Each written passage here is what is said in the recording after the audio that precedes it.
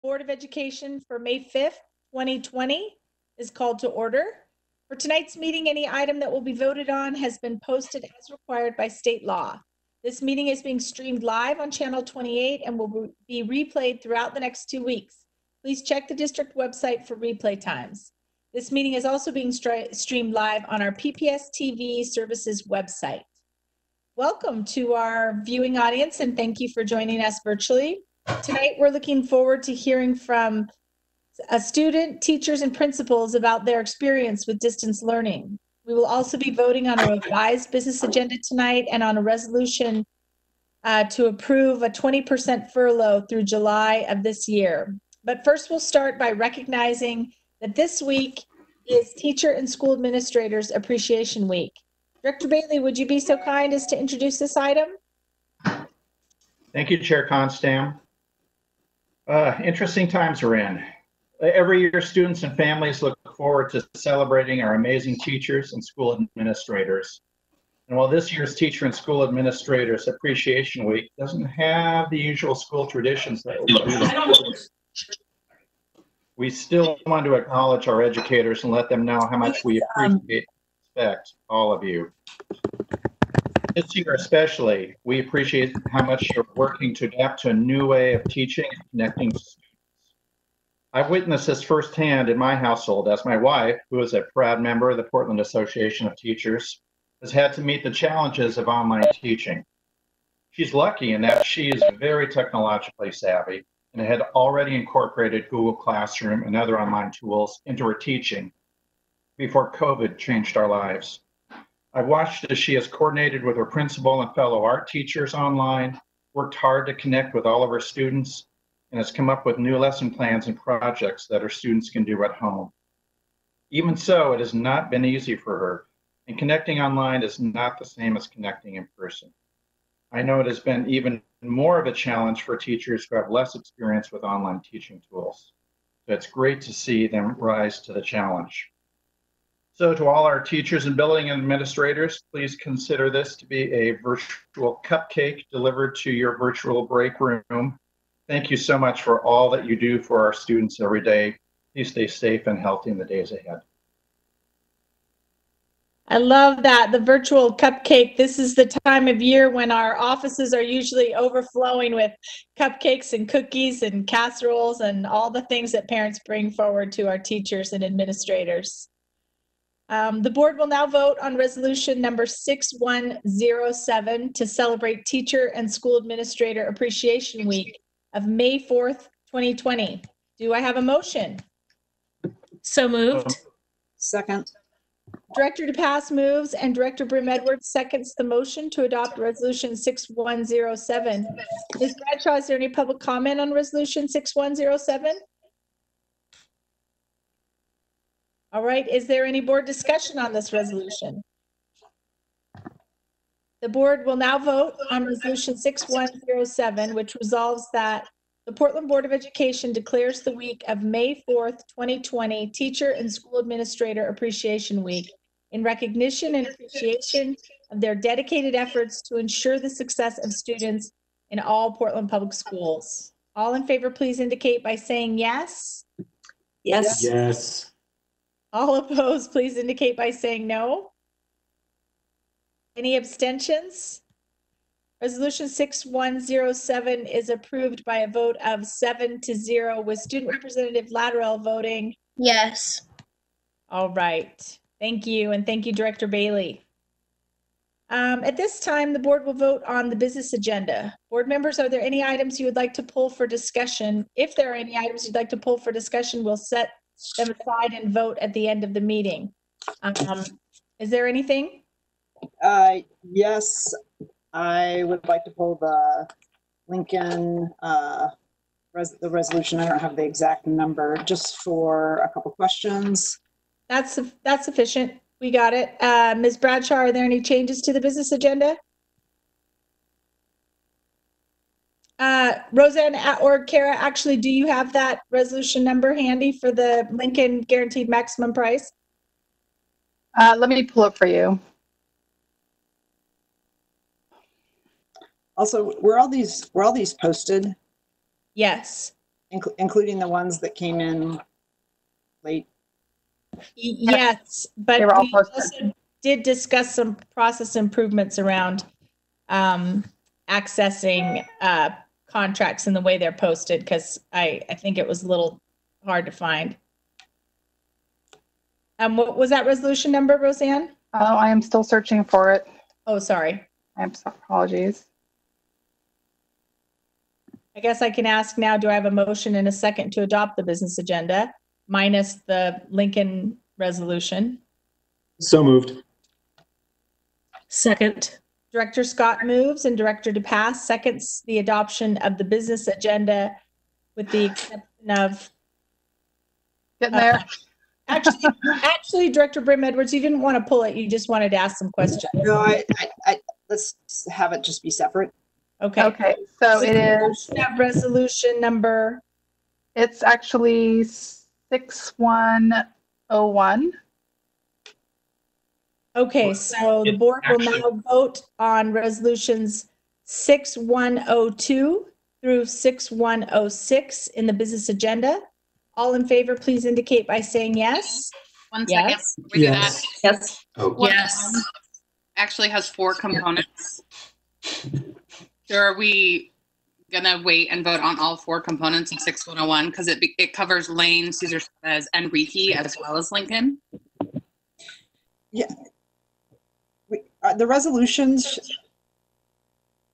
the way that we've done them in the past are the contracts, the individual contracts. That's the way that it was posted.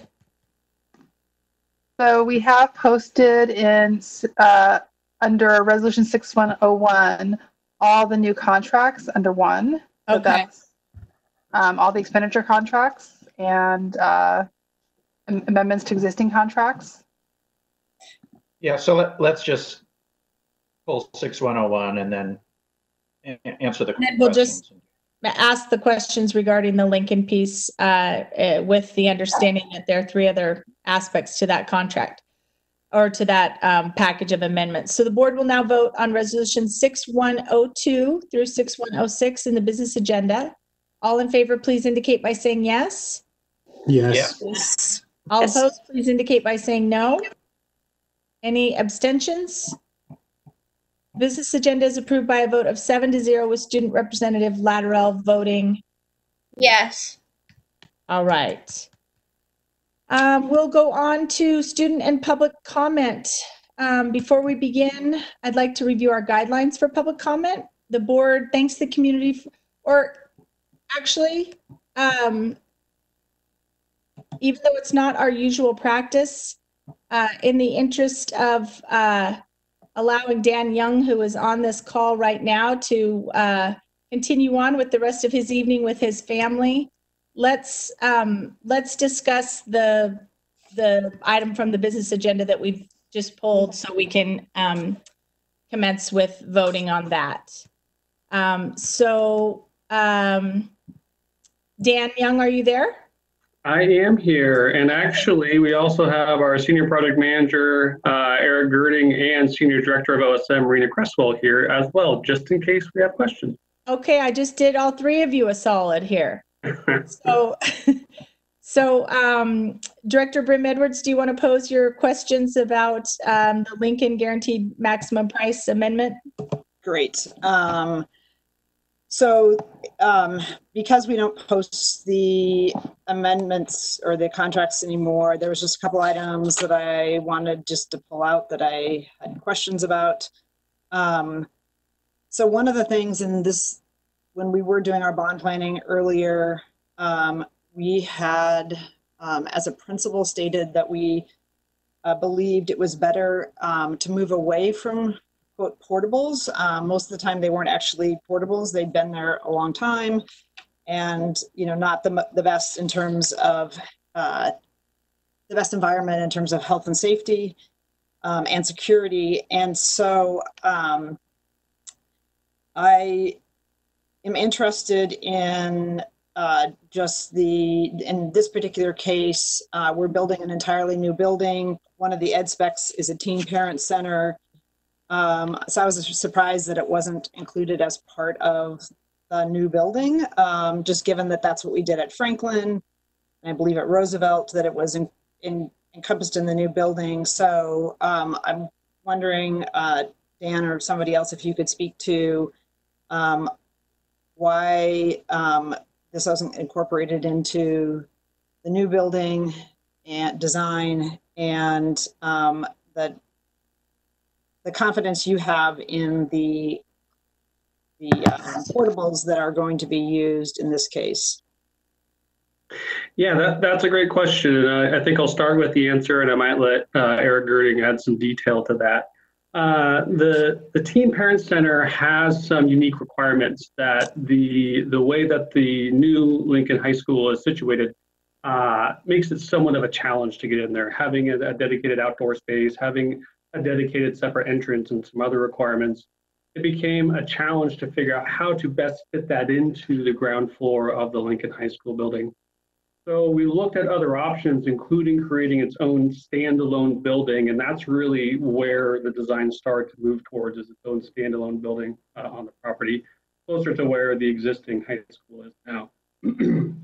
And then the option came, or the proposal came, to reuse the existing portables on site. So the portables that are at Lincoln are very unique. They're unlike any of the other portables that we have in the district.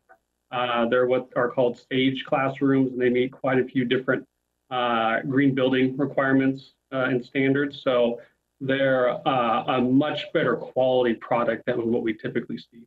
And in most of our modernizations, we have opportunities to reuse at some level. We're not always taking down the entire building. And there's efficiencies that we're able to gain from reusing some of those materials or items. Lincoln has very few of those, but this happened to be one of those. So we are pretty confident that that design, having those units stand alone, or they'll have their own little parking area, their own entrance, their own outdoor play area, will be a good fit for the Teen Parent Center.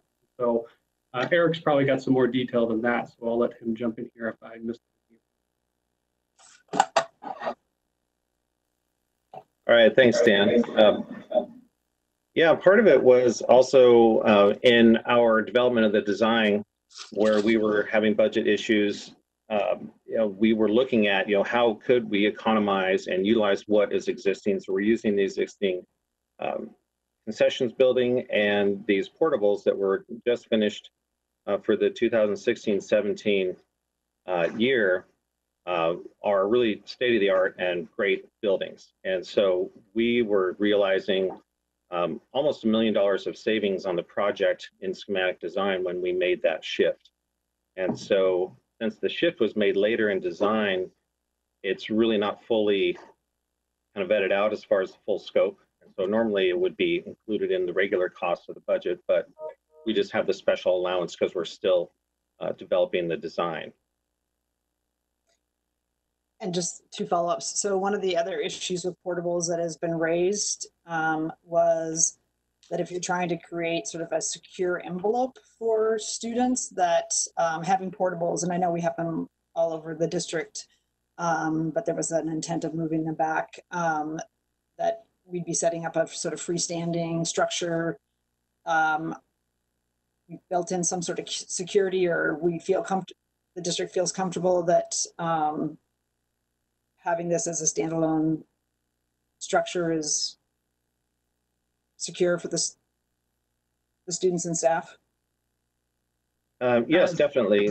I think as Dan referred to the design of the main building, if you could imagine, it's really just, it's on taking up whole city blocks. And so we have street conditions almost all the way around, loading zones, fired lane, pedestrian easement, where having a nice outdoor play area was really difficult to design. Also, we're looking at loading and unloading off of public streets and loading areas. And so having this separate structure, it's actually inside the secured parking lot for staff. So to be able to get in to drop off, you do have to go through a gate. And there's a secured entrance there. And there's also a secured entrance off of 14th Avenue. If someone is being dropped off there, they can come and get buzzed in and allowed to come onto the campus there. So yes, we've done a lot of security review with this, and district security supports the design. Great. So I just have one other question and then a comment is, there's another $500,000 going for field storage. And I know this is an issue for a lot of other high schools, that they've got these shipping containers, which the rationale for why we're building a separate structure is shipping containers are less than ideal.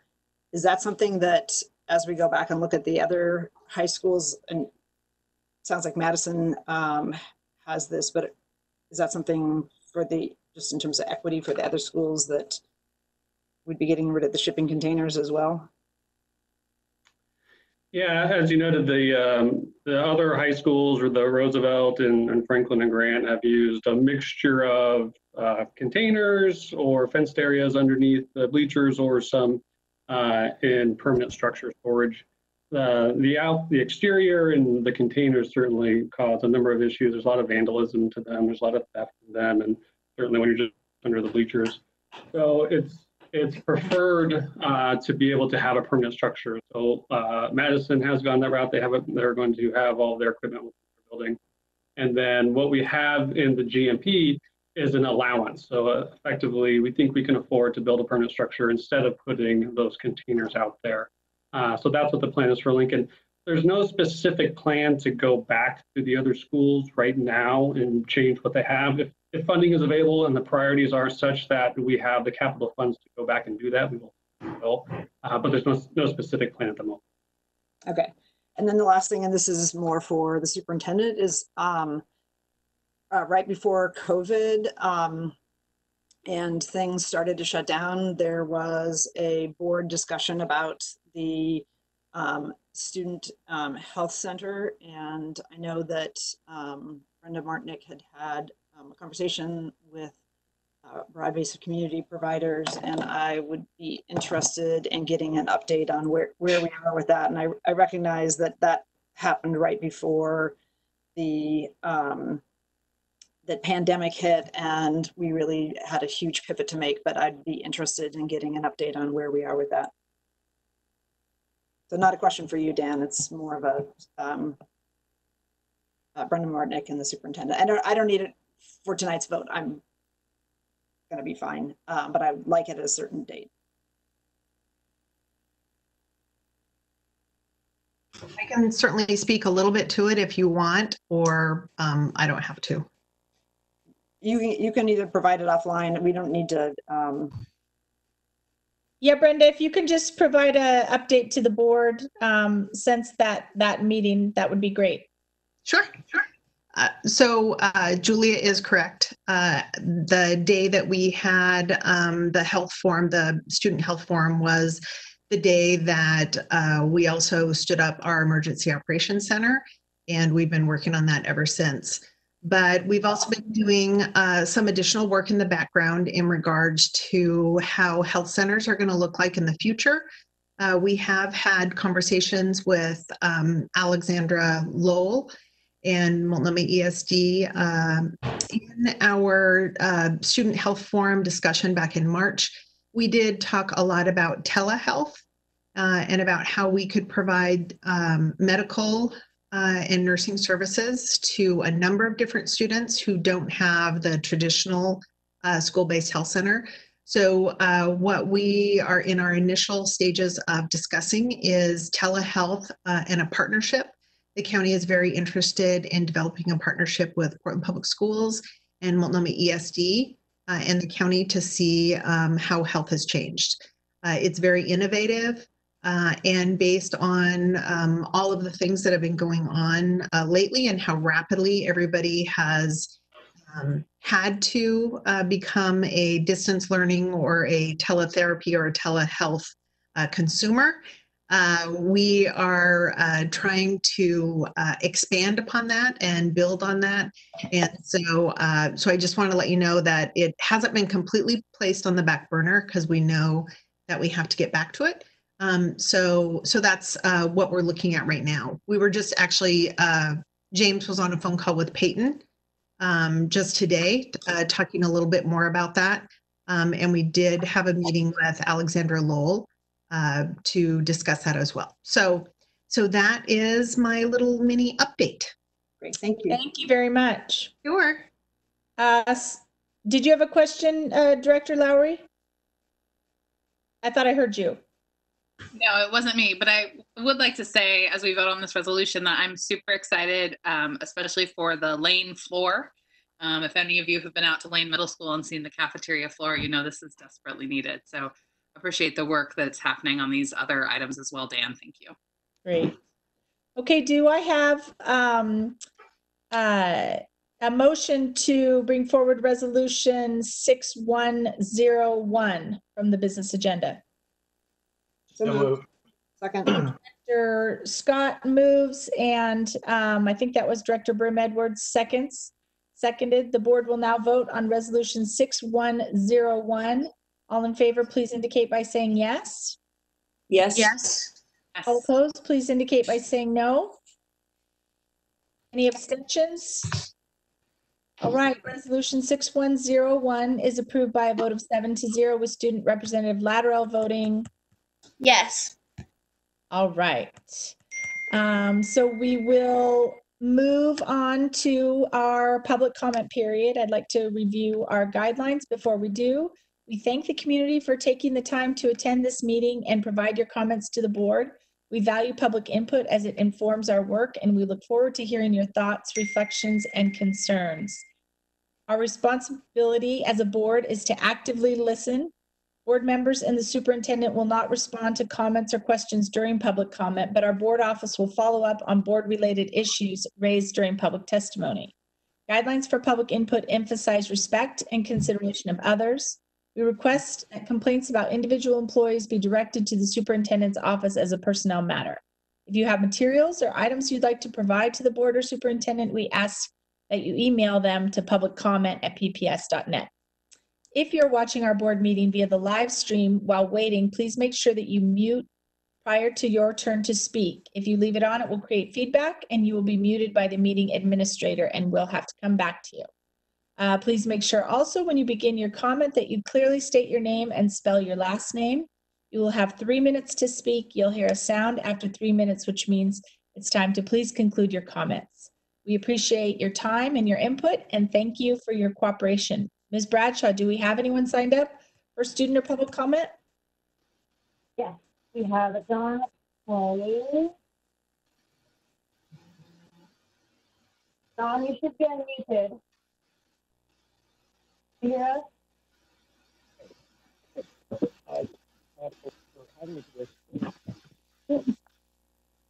We can't hear you.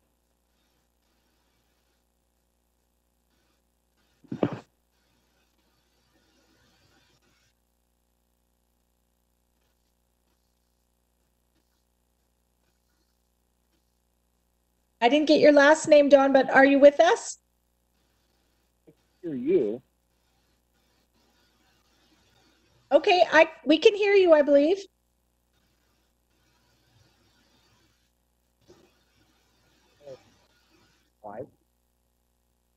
I am a partnership specialist with the U.S. Census Bureau, and I just want to do a quick update to the school board, just really more for discussion later on after. So Dawn, I'm sorry, I don't know your last name, but if you could speak any more closely into your microphone, that would be helpful. You're kind of coming in and out. Okay, I'm right up against the microphone. Let's hope this works. If not, stop me again. That's much better. Anyway, I'm with the U.S. Census Bureau. I'm a partnership specialist. I am the school district's liaison to the 2020 census project. And I just wanted to do a quick rundown for you of what's going on with the census conference. It is person engagement opportunity. Scott Bailey and I have been talking about this over the course of the last couple of weeks. Of course, we wanted to do a formal presentation about 6 weeks ago, but then of course everything. First of all, I want you to know that Census Day was April 1st, that's the day by which we measure the window to respond to the census. Originally, was closed July 31st. It's now been extended to October. The good news is we've got a lot more time to work with. So we want to absolutely work with school districts, particularly those from what we call hard to count populations. And one idea, again, that Scott Haley and I talked about was the district has sent out a lot of Chromebook computers to a lot of families who didn't have computers at their home, and they now do. Might be a good opportunity to reach out to all of them and their families fine, which of course is very safe and secure way to get it. Nonetheless, we want to get out of this media crisis first. So anyway, just really wanted to get this on the radar. I'm going to answer the question now. I can, but probably later.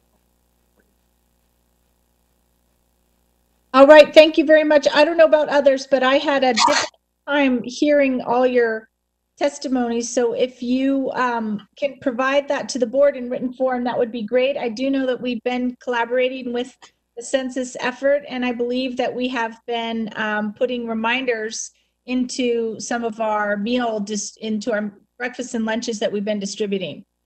So thank you very much. Yeah, thank you, Director Constam. That's basically what John and I talked about when we kicked around ideas, is again how to leverage all the communication we're doing with families to get the word out about census, and particularly around meal distribution.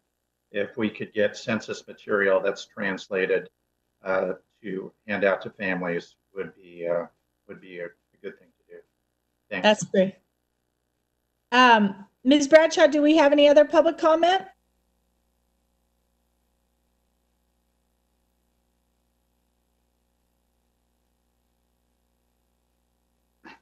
This is Roseanne. I don't see anybody else signed up. Okay, thank you so much. Superintendent Guerrero, good evening. Would you like to provide us with your report?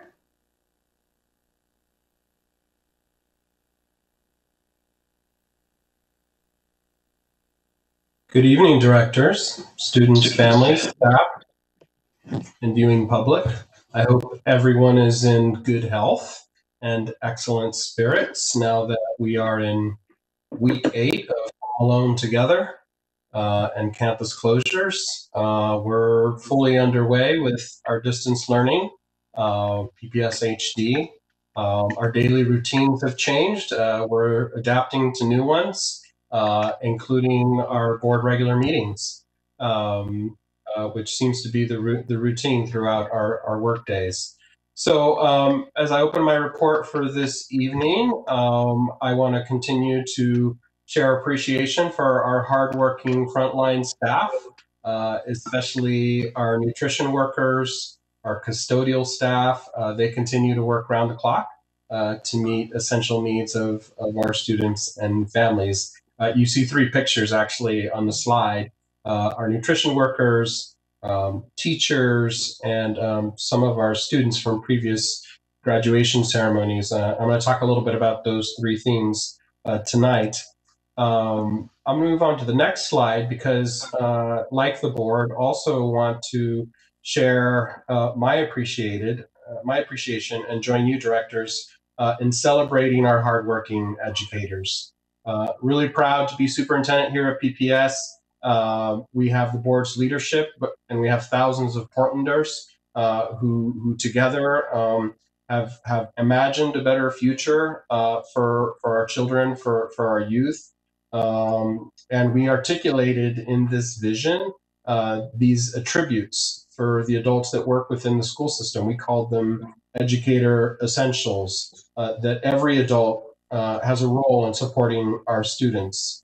It's in these educator essentials that you find, if you recall, words like innovative, caring, resilient, and in the middle of this pandemic, these particular 3 words have taken on a whole deeper meaning.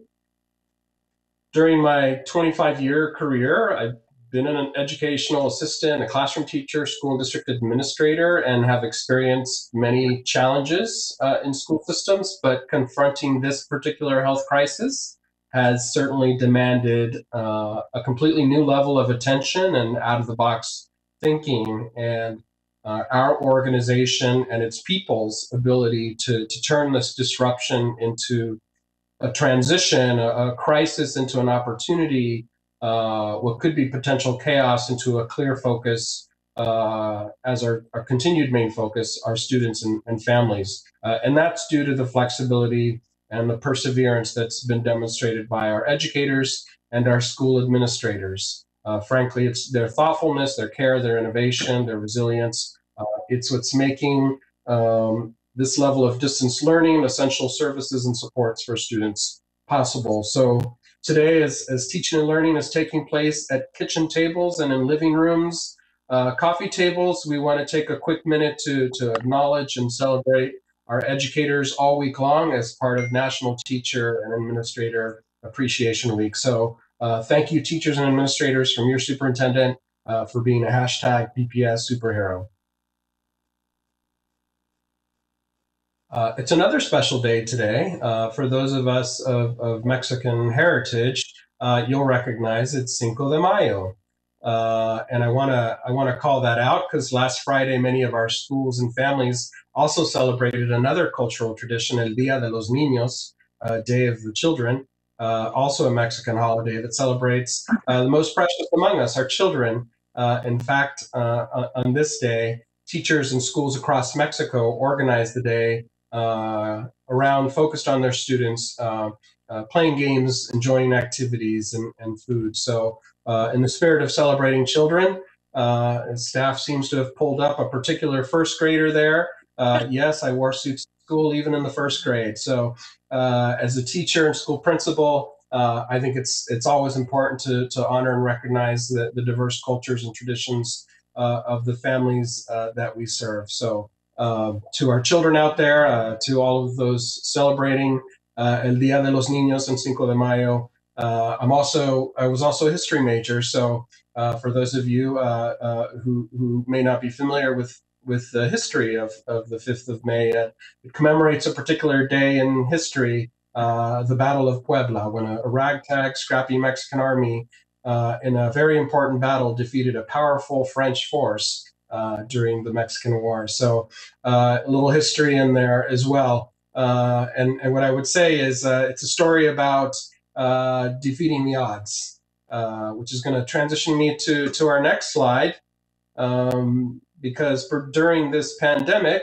we're also doing our best to beat the odds, to come together and to make sure that we're supporting our students and families. So more on our nutrition workers. They've now provided a total of over 300,000 meals to children in our community. Our technology team has distributed over 15,000 tech devices. Over 700 families also now have connectivity to the internet as well. We've had great partnerships with businesses in the community, businesses like DoorDash, who have continued to put thousands of meals directly into the hands of more than 450 PPS students thus far, many of whom are at high risk of getting sick. So, and then on the advocacy route, on the issue of beating the odds, I continue to have regular contact with my local and national counterparts, who are also continuing to find creative ways to address and mitigate these immediate and long-term challenges. I know that our board and the public is wondering and imagining what it's going to look like when we begin to reopen. It'll certainly be a different way of conducting business. More on that later. But in the meantime, we're going to continue advocating to legislative bodies and other elected officials who I know share our concern that our public schools require funding, relief funding in particular, as we prepare our classrooms in our school campuses for the fall. So in the sense of some normalcy, many more of our students, though, continue connecting with teachers, counselors, social workers, and other key staff at a regular cadence. So thank you to our professionals for continuing to maintain those connections. And part of the reason we see, next slide, more students connecting with our school staff is because how teachers and principals are exemplifying those educator essentials, flexing their adaptive and resilient skills. So through PPS HD, they're finding countless creative ways to connect with, engage, entertain, enlighten, and educate their students. Just to name some examples, from among our school leaders, principals like Megan McCarter, making short TikTok messages, morning messages to her students. Teachers who are producing creative learning videos. For example, here in the hat, you have Mr. Anderson, the automotive teacher at Benson, pictured here. He tried something new. I think he says in his video, you know, how do you teach automotive when it's a very hands-on location? Came up with a creative solution to continue teaching his students about motors in his virtual auto class. So I enjoyed his lesson. He's pointing there to a tractor. He was talking about this grader and its motor, and I learned something new. So thank you, Mr. Anderson, Principal McCarter, and the many other educators out there who are finding new ways to engage our students in learning. So thank you. And then lastly, want to talk for a moment about our financial forecast. So as our school staff is continuing to find creative ways to bring joy to our students, I, along with our senior leadership, are continuing to create and find strategies to mitigate what is looking like a really sobering reality, a negative budgetary impact that this pandemic is having, not just locally and in the state of Oregon, but certainly across the country. And in particular for Portland Public Schools, as the state's largest district, is needing to think very carefully about the impact of this pandemic. So this evening, the board directors are going to hear details of our latest next proposed cost-saving measure. It proposes to institute furlough days across the organization. Our Chief of Human Resources Officer, Sharon Reese, who kudos has spearheaded this effort, is going to walk the board through this proposed plan for the board's consideration, which aims to preserve funds for direct services to students in the coming school year. In this case, by leveraging some available federal resources to support both our employees and the local economy. So ultimately, I believe these kinds of actions that we're continuing to share with you and that we'll continue to implement, as difficult as some of the decisions may be, our number one goal is to protect services for our students, the supports that they very much need, and the talented educators that we're appreciating here this evening. So ultimately, we want to make sure we provide the best educational program in the coming school year.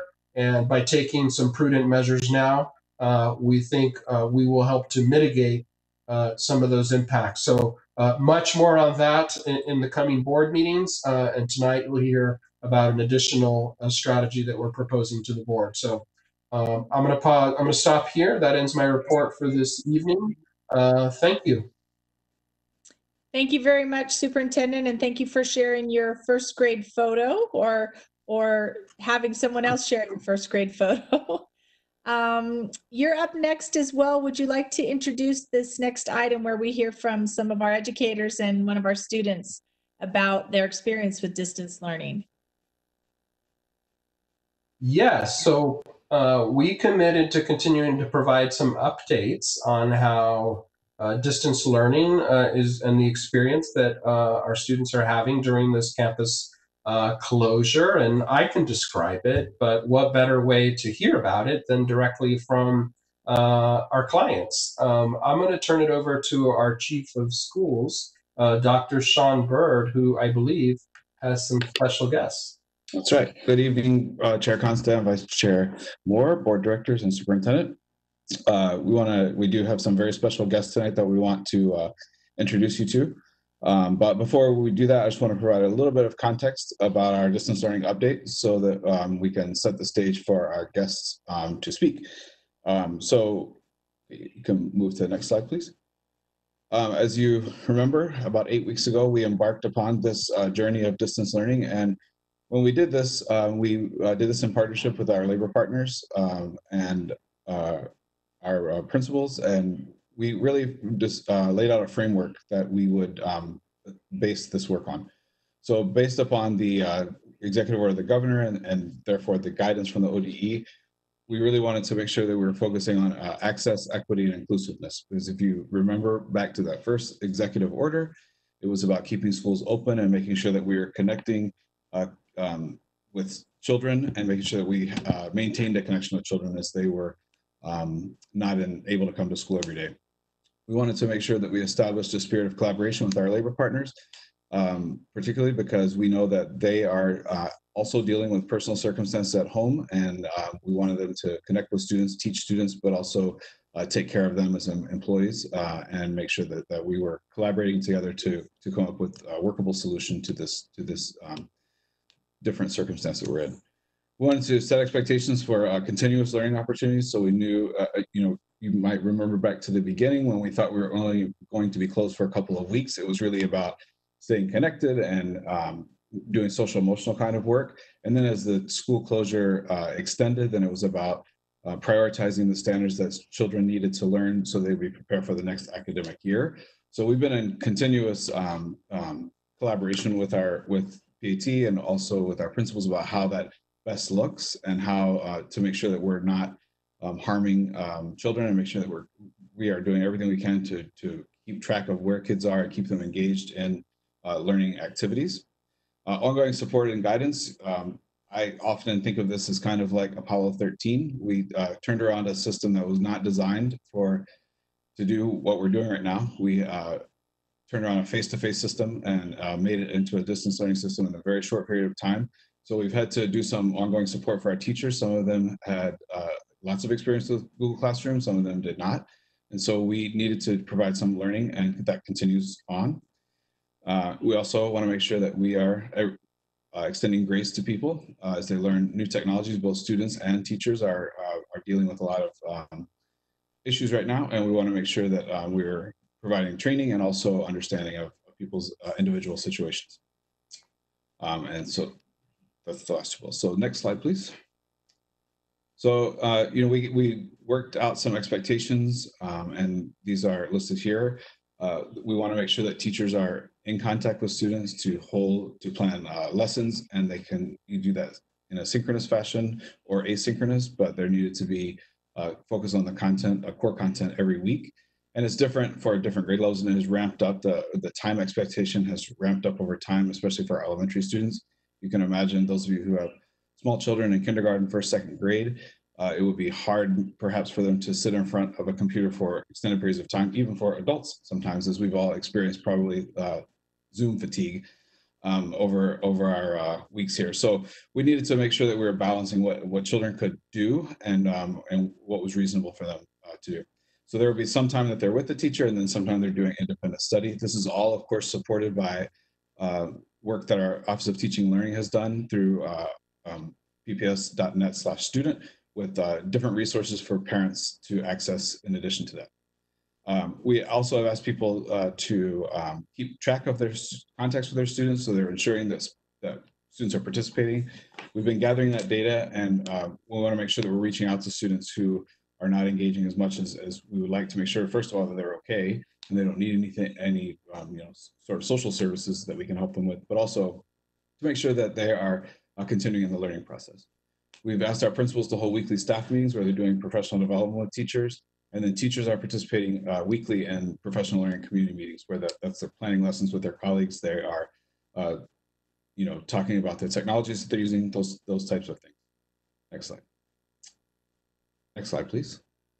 As with any new system, there's always some opportunities for growth. I like to look at things with a growth mindset. So we have not had perfection in this process by any stretch of the imagination. We certainly have had some people that are natural at using technology, and we've had people that have really gone above and beyond, as the superintendent pointed out some examples of that. And we are working constantly to improve our process. When we hear from parents and community members of frustrations of their experience, then we are addressing those as they come up. Certainly, you can imagine that parents are at home working, taking care of their own career. They also, on March 16th, became emergency credentialed teachers for their own students, which is a new task for a lot of parents. So we had to understand that parents are dealing with, they're juggling a lot right now. And so particularly families that have multiple children in the home to carve out time for and space for their kids. So we definitely have gotten feedback, and we've responded to that feedback as we get it, and we continue to refine this process as we go along.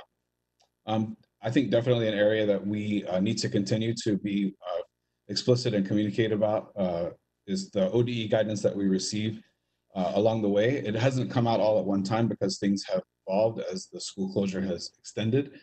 So definitely there has been feedback from our community about grades and the purpose of distance learning. So particularly with grades, the pass and complete concept has, some people have indicated that they wish that we were going to give grades, or could we give grades? And so we've explained that we are in accordance with the ODE guidelines, but I think, we need to continue to provide that guidance, and also that doesn't mean that education is not going on. That just means that we are giving feedback in different ways. And then the purpose of distance learning, quite frankly, has changed over the time. The purpose of, as the closure extended, it became more important that teachers not just review material and make social emotional connections, but they also prioritize those standards that that kids need to learn so they can be successful in the next grade. We have groups that are planning for next year, different strategies of how we're going to catch students up, because if you think about the time, if we do go back to school as scheduled, it will be almost 6 months that kids have not been in a building. So there's going to be some things that we need to do. And I think definitely a challenge that we've experienced has been refining our delivery of our special education model. There are just aspects of delivering these services to students with disabilities that are difficult in a distance learning environment for a variety of reasons. We have been working with our special educators to help them manage the workload, because they just have some federal requirements that general education teachers do not. So we've had to definitely, and that is a work in progress. We continue to refine that process. Okay, next slide. So we're going to continue to work on those challenges. And as I said, we have a work group that's planning for summer programming and really focusing on groups of students that we're particularly concerned about. We want to make sure seniors get across the line. We want to make sure that we are paying close attention to students who are historically underserved, African American, Black, Native American students, economically disadvantaged students with disabilities, English learners, all of these groups of students that we typically, we need to make sure that we are really putting extra effort into. So as our governor issues new orders, easing social distance, we'll be looking at ways we can serve those children in between now and the start of school. And so, of course, we have to wait until we receive new guidance for that. But we have contingency planning that's happening and has been happening since this event started. We are every week I check in with my team who supervise principals, and I frequent check-ins with the PAT leadership to monitor the success of what's happening, but also to make refinements as needed. As I mentioned, we have been dealing with some issues around special education that we needed to look at, and we have refined our process with regard to that. As also, we have from time to time principals will ask us questions about teachers that are struggling with technology. So we've set up helplines, we've set up things that are designed to help teachers to be able to do their job and what they need to do. And then finally, we are planning for a new school year. And we don't know what that's going to look like. None of us know yet, but there's a possibility there'll be some form of distance learning. The possibility there's some new guidance from the state government. But, we are learning from this first version of this process, and we're going to continue to make refinements, and we'll launch 2.0 if necessary, and depending kind of on the evolution of what happens with therapeutic options as this disease progresses. So I just want to give you a little context before we start. We have some special visitors. Our first visitor is Rudy Duncan. He's the third grader at Lent Elementary School. So I just want to see Rudy, and thank you, Rudy, for coming today. I just want to ask you a couple of questions about your experience. So why don't you just tell us how it's going? How are you liking distance learning, and what are some things that you're doing every day at home? Well, I'd like first to thank all the board members for inviting me into this meeting. And well, Thank you for being here with us. so I usually start my day by doing a routine. So I get up in the morning.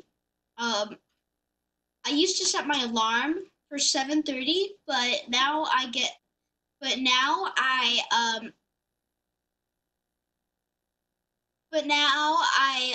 don't have to set my alarm, and I usually wake up at 8:30 at the latest. And if I don't, my parents become my alarm. Great. And And then I eat breakfast. And then I eat breakfast. I've been able to make breakfast thanks to that I have a lot of free time. I've been able to make eggs and pancakes and stuff like that. Great. And then after that, I do my schoolwork from my teacher. It's like reading and writing and math or basic stuff. And does your teacher do you go online with your teacher like we're doing right now in a video chat, or how does that work? Yeah, I do that every day at 12. Every day at 12. Okay. For how long? How long does the class last? Usually to 1 o'clock, 1:15, Okay. 1:05. Then after that, I exercise with my mother. Okay. And twice a week, Tuesdays and Thursdays, I get to meet with my mother's colleague's daughter. She's a teenager, and her name is Jenny. Great. We speak in Spanish together about our lives and just. Okay. And do you do schoolwork outside of your teacher? After you meet with your teacher from 12 to 1, do you do like homework, or do you do things on the computer? Does she ask you to do different things? Yeah, I do Khan Academy. Okay. And then I do special projects with my mother, like the family tree. A family tree that me and my mother are doing. I've already learned about my grandfather's side of the family. Okay. I learned about slavery and Reconstruction and the Great Migration and Jim Crow laws and segregation. I also do science with my father. And then sometimes, and then I eat dinner, and then I go to sleep. So you keep yourself pretty busy. That's good. So if you had some advice for us, how could we improve? What do you think we could do to improve what's happening online, or do you think you should spend more time with your teacher? Do you think you should get more? I don't think you should get more work. You sound like you're pretty busy. But how do you think we could improve this for you? I am pretty busy, especially since I had 3 meetings today. Yeah, that's a lot. Well, I think I really miss in school that playing with my friends, and you don't get that in a website like Google Classroom or Seesaw. Right. Yeah, I would like it to be more interactive, and you could like talk to your friends more. And like have friends. Like friendship is probably one of the things you need most in this time. Yeah. And I think we should make it more. And also we could And also, interactive also means like doing Sun School. Like we could do chess, like for example, chess club. We could do like a meet, like we could get like an app or something. Yep. And have a meet, like a Zoom meeting, or then like use that app to play chess with other players. Yep. So you like some of the after school activities that you do also, not just reading and writing and math, but some other things that are fun and challenging too. Yeah, more connection. Okay. Dr. Bird, this is Superintendent Guerrero. Do you mind if I ask a question? Of course. Go ahead. Rudy, it's great to see you. It's always good to check in with you. I know that we're working with Teacher Ron. We have a challenge out to the Lent Leopard Chess Club for a virtual tournament, so I'm looking forward to that. But I had a question for you. I know that you're a very active learner, and I appreciate you sharing your daily routine with us, but you've also been teaching. Can you share with everybody, you posted a recent video lesson, which I watched, and I learned something. Can you tell everybody about your Google Classroom lesson? Well, yeah. A lot of people wanted to write down their answers to let's say a math project, and they didn't want to type it, or they didn't even know how to type.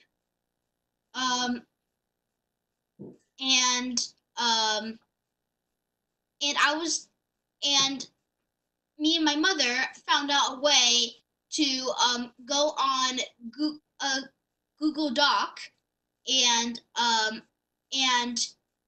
send a picture, put a picture on the Google Doc and turn it in.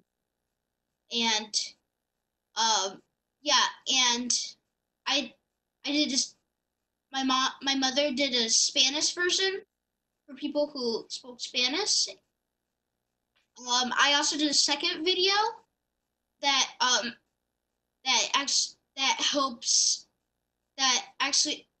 fully tells the instructions. Wow. Well, fantastic. Thank you for sharing your learnings with the rest of us. Thank you so much, Rudy. All right, Rudy, thanks for being here. Thank you. Nice to meet you. All right, so next up we have somewhat of a celebrity. She's become the TikTok principal of Oregon. If you saw the news the other night, Principal Megan McCarter. She's the proud principal of Scott School, and she has a teacher with her, Angela Bonilla, who teaches 4th grade in the dual language immersion program. So I've asked them just to talk about their experiences with you, and so I'll turn it over to Megan first, and then you can introduce us to your teacher, Megan. Okay. Hi, everyone. Thank you for having us here tonight.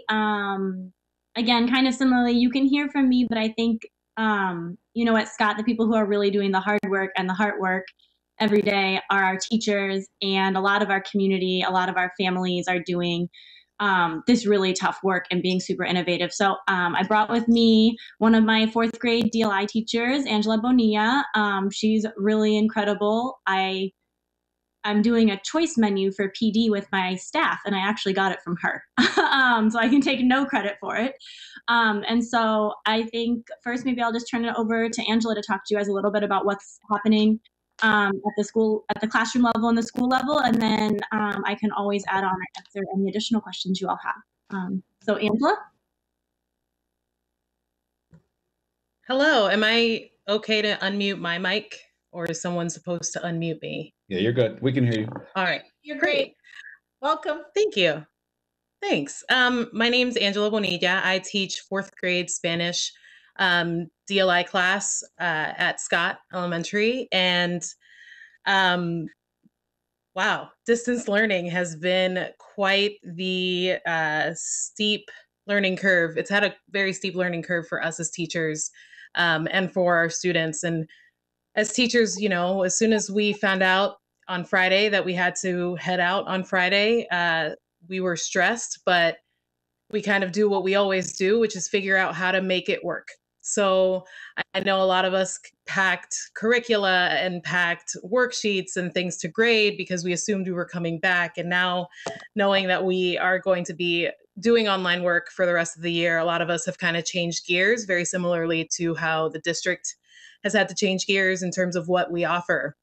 Currently, I meet with my students as a whole class twice a week for an hour. And then they vote. We had a conversation because that meeting is usually more of a circle time and a way for me to explain the choice menu that they have to, the different activities they have to do for the week. And I asked them if they wanted something similar to what the last speaker discussed, like a social hour. And it had a resounding yes, Maestra, that's what we need.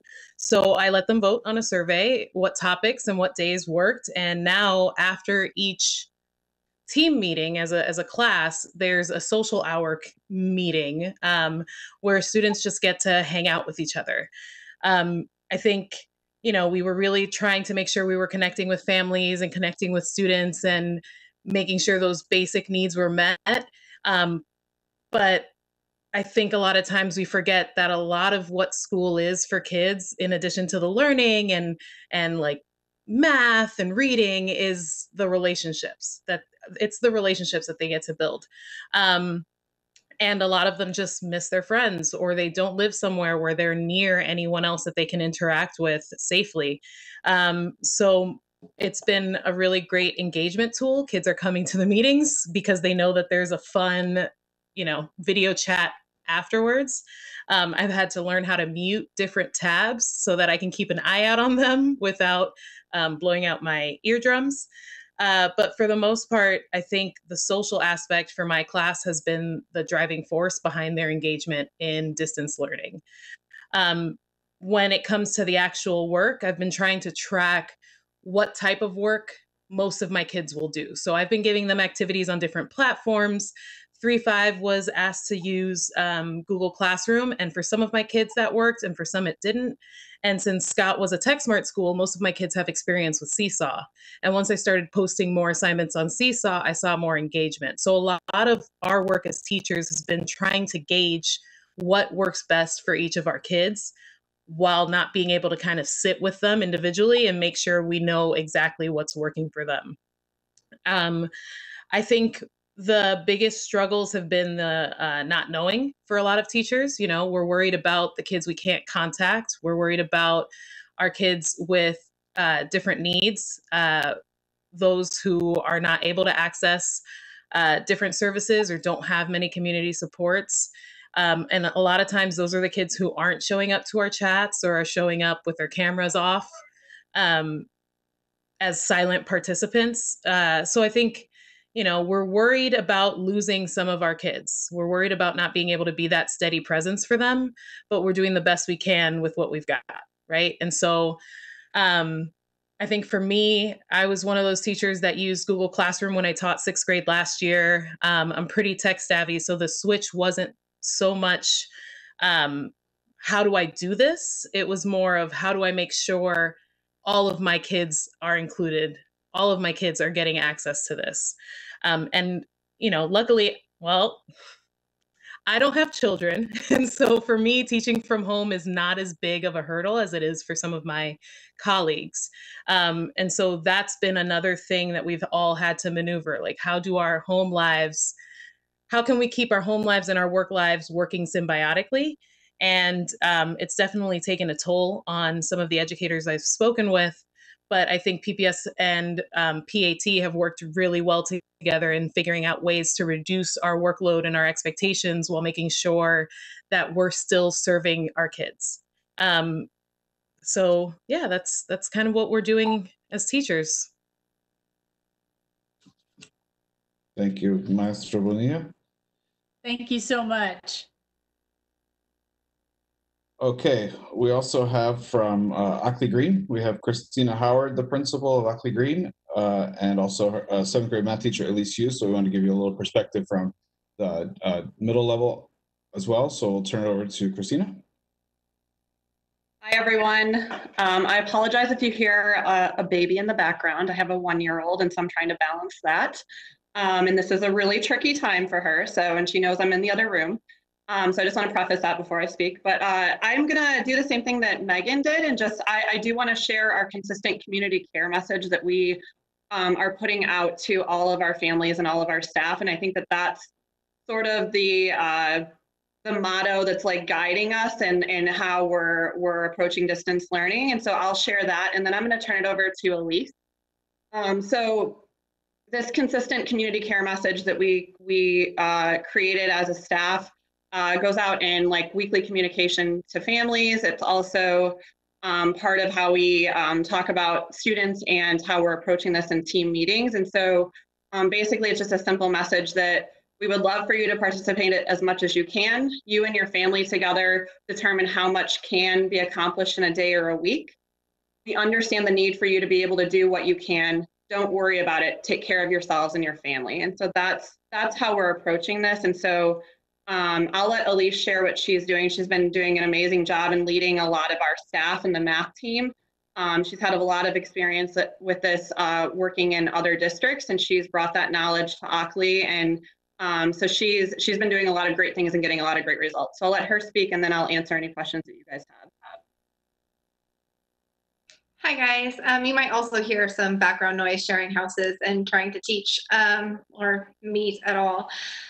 So hi, I'm Elise Hughes. I'm a 7th grade math teacher, and Christina kind of mentioned my background a little. So I've worked in districts that have been one-to-one. So I do have a little bit of prior knowledge with this, but this is completely different than I think sharing a space with kids and then expecting them to have technology when they get home.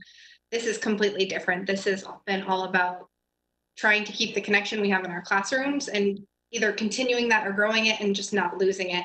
I think that's been really the hard part. So I know the district has provided a lot of resources, and what that's been for me is taking those and making them accessible for my students. So Christina did a great job kind of setting up a schedule, because in middle school, I see 130 kids. So checking in with all of those kids individually and like setting up a schedule. If we all tried to do that, we would, it would be a little bit chaotic. So she set up a 7-period day throughout the week, so kids know when they can check in with me. So I see my classes throughout the week, and then also hold what are called office hours. So the way I've kind of set it up is I've pushed out content to kids either through videos or Google Forms to gauge their response. So on Mondays, it's kind of like my, hey guys, welcome to the week, some sort of weekly question to check in on how they're doing social, emotionally, and then a video from me. So like the video content, what are we learning about this week? And then I collect data essentially from that. I see the kids who have checked in on that day, and then can instantly on Monday already start seeing who's checked in and who hasn't, and start messaging them through Google Classroom, email, Remind, and seeing what they need in order to be able to participate. And then through the class check-ins and office hours, I'm able to actually help answer questions. So kids can come check in and say, hey, I didn't understand, and come do that. I think the thing I've had the most success with, and I think Rudy kind of mentioned it, was social hour, is I set up a class Kahoot game. So every single week we do Kahoots on Wednesday, and I open it up to anyone who is my student. I actually had a kid from another school join one of these Kahoot games, so apparently they're popular. So we always start with math because I love it and I want them to love it as much as I do. But and then I always choose one that they might have some more interest in. So we've been doing basketball and sports and music, and then they've been trying to create their own so that they can play some of their games in that as well.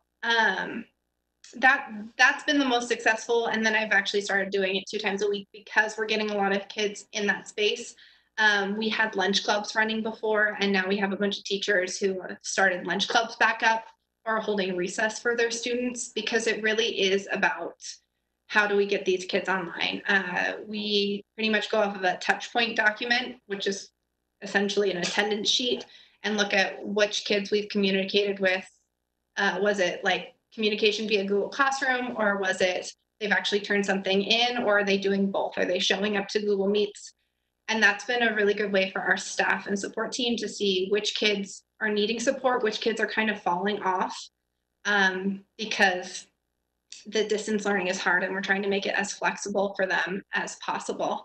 I think the most that I feel like a teacher is when I do those Kahoot games or when they show up to class, but I recognize that not all kids can, and just trying to make it as accessible for them outside of that. So making myself as available online for them to find information, whether that's Google Classroom or YouTube, or setting them up on our distance learning like website hub so they can find us, has been pretty impactful for my kids. Looking at last week's data, I had 84% of my kids attending, which either means communication, turned in assignments, or both of those things. And recognizing that still 16% of my kids I'm not seeing. And I know that could be they don't like math, but and are checking in at other places, but still for right now, it feels really impactful. And then it gives me an idea of who I can touch point with this week to try and get them connected. So. Thank you. Mm-hmm. So I'm wondering if I can ask just a question. So just given this model, and it's going to play out through the end of the year. First of all, thank you for everything you're doing under challenging circumstances, and to all the other teachers and staff. I'm curious about your thinking about, when we return to the classroom, kind of your thoughts on, you're as a teacher working with individual students, how do we sort of make up that time period, or what's the most effective way that you would see we could do that, especially for kids who are struggling beforehand? So I don't know if that was directed to me. I can answer that piece of it. Okay. So I also am the professional learning community lead. So we work as a math department to kind of look at that. So since distance learning has started, we looked at programs to set up to make it so that kids want to engage. But really our focus has shifted to what standards are kids actually going to be missing, and how can we support these standards in what we're doing now and then moving into next year. So we're already, our meetings tomorrow is all looking at the priority standards laid out for next year. What should kids be coming into each grade with, and what are they going to be missing, and how can we boost them up so that they aren't going to be missing those skills. Weirdly, in this time, I have connected with more of my students who are struggling math students, because there's no stigma against not learning math. So I have students who used to be afraid to answer questions, be able to send me a private video of them doing math, and me be able to send a private response to them, where I used to get nothing.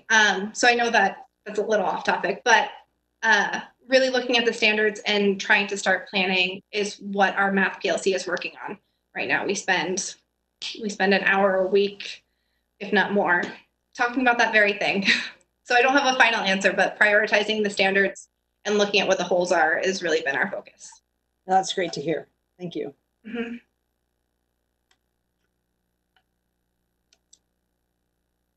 Can I sort of build off something that you said? I was at a meeting last week, including representatives from a bunch of from PPS plus a lot of the local school districts. And it was people who mostly focus on student support services. And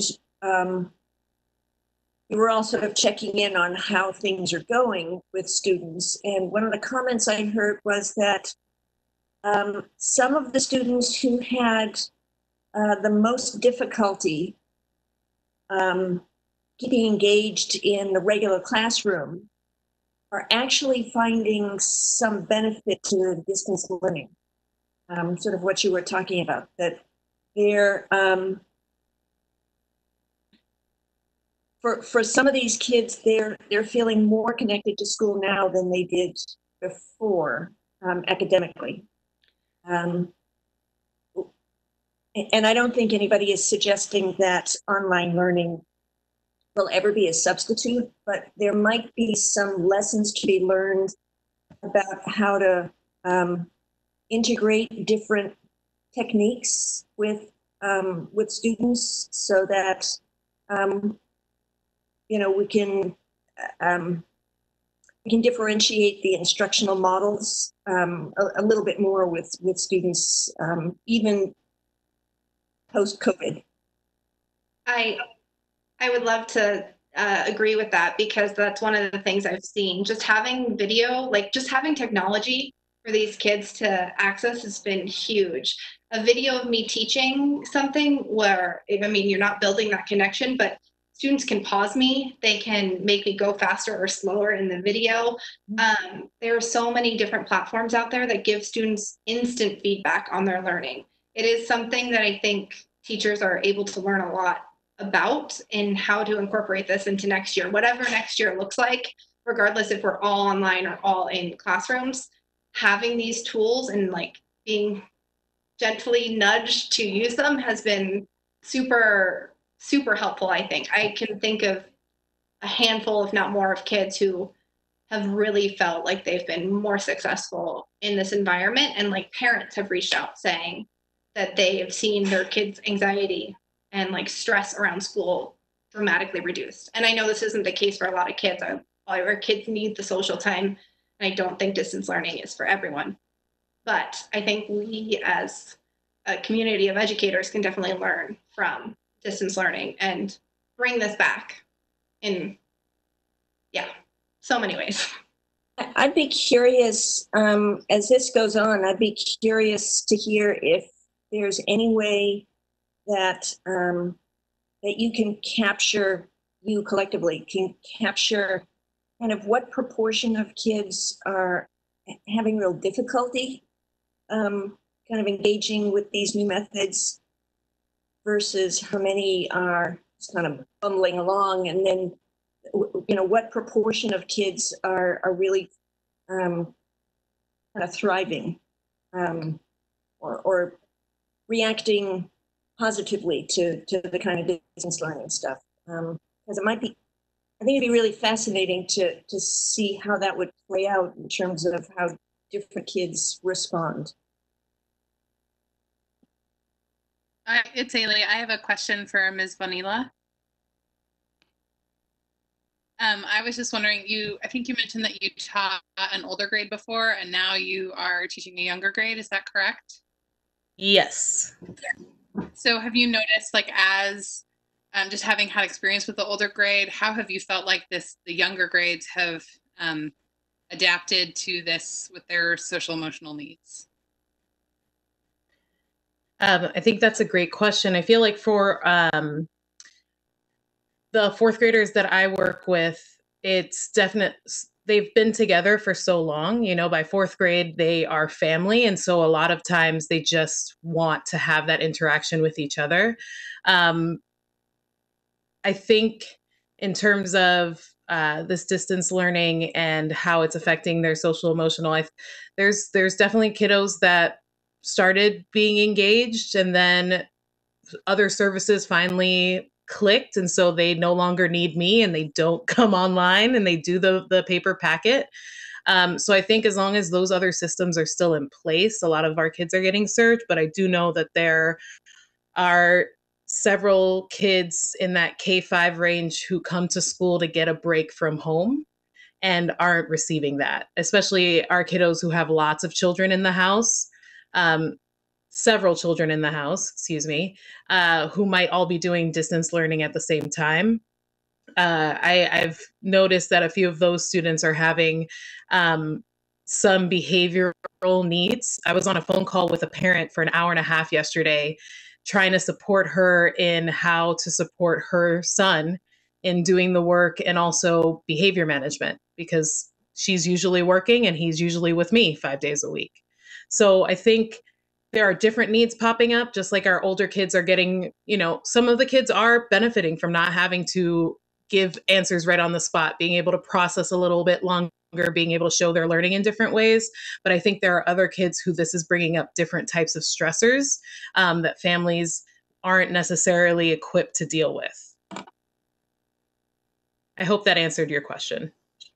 Totally. And it made me think of what an awesome teacher you are, because you're like, their needs are getting met, so they're disengaging. And I would probably have framed that as they're getting overwhelmed, they're disengaging. So your sort of willingness to do this work in such a beautiful way shined through in your answer. So thank you for the amazing teacher you are and for the grace and connection you offer to your students.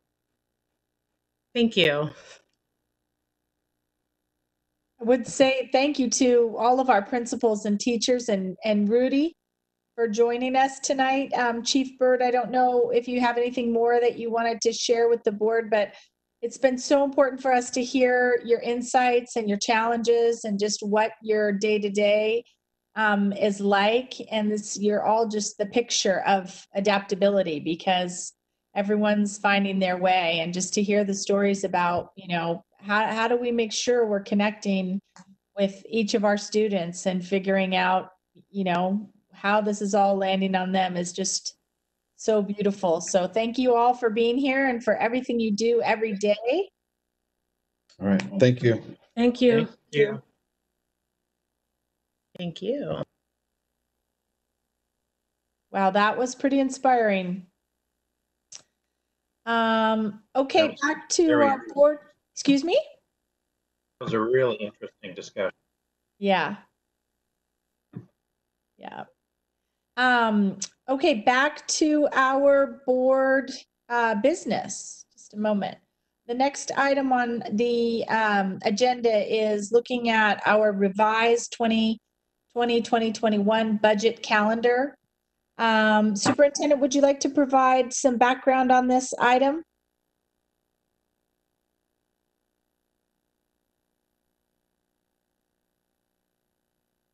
Superintendent, would you like Deputy Superintendent Claire Hertz to provide some background on this item?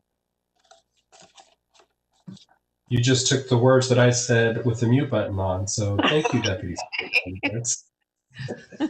Welcome, Deputy Superintendent. Thank you. Good evening. You have before you an amended budget calendar for 2020-21 budget process. As you are aware, our local economy, state economy, national economy is seeing an impact from the COVID pandemic. And so because of that, we are expecting a May 20th economic forecast, and that will give us up-to-date information on what to expect for funding for next year. And we are going to bring our proposed budget to you after that forecast. So that means we're moving it out to the end of May. And then we will have a shortened process with 3 meetings to complete our budget process. It's an abbreviated process, still providing 2 opportunities for community engagement at those meetings for testimony, but understanding that our governor may call the legislature into special session to reallocate resources for next year. So even by statute, we must complete our budget process by June 30th. And so we are going to keep going forward with our current funding level in a proposed budget. And we'll be bringing that forward, and we'll also work on tiered reductions to present to the board at the time that we understand what our funding level will be. So because all of this is changing so rapidly, we didn't feel it was wise to bring this forward until after that May economic forecast. So we have built our calendar for an abbreviated process and bring that to you for approval tonight.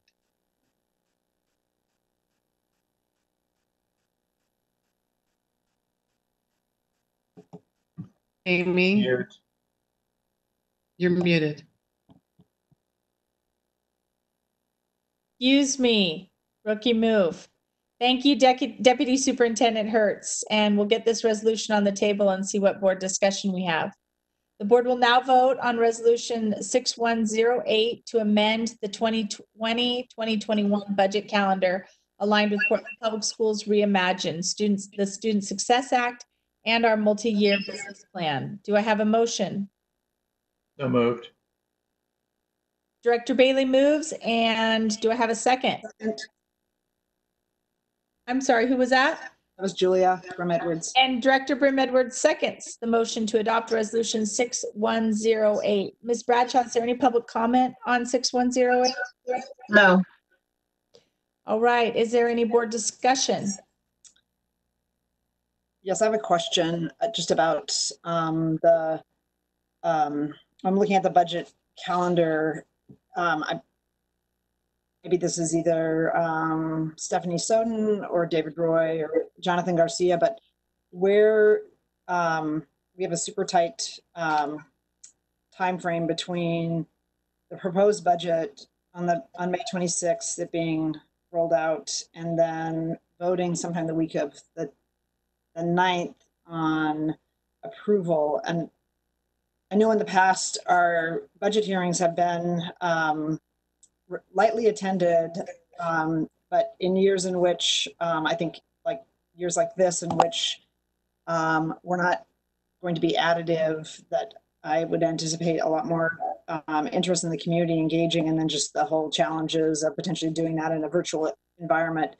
So I'm would be interested in knowing where and how that will be set in terms of getting input between the 26th of May and the week of June 9th when we're going to approve the budget. Hey, Director Brim Edwards, this is Jonathan Garcia, Chief Engagement Officer.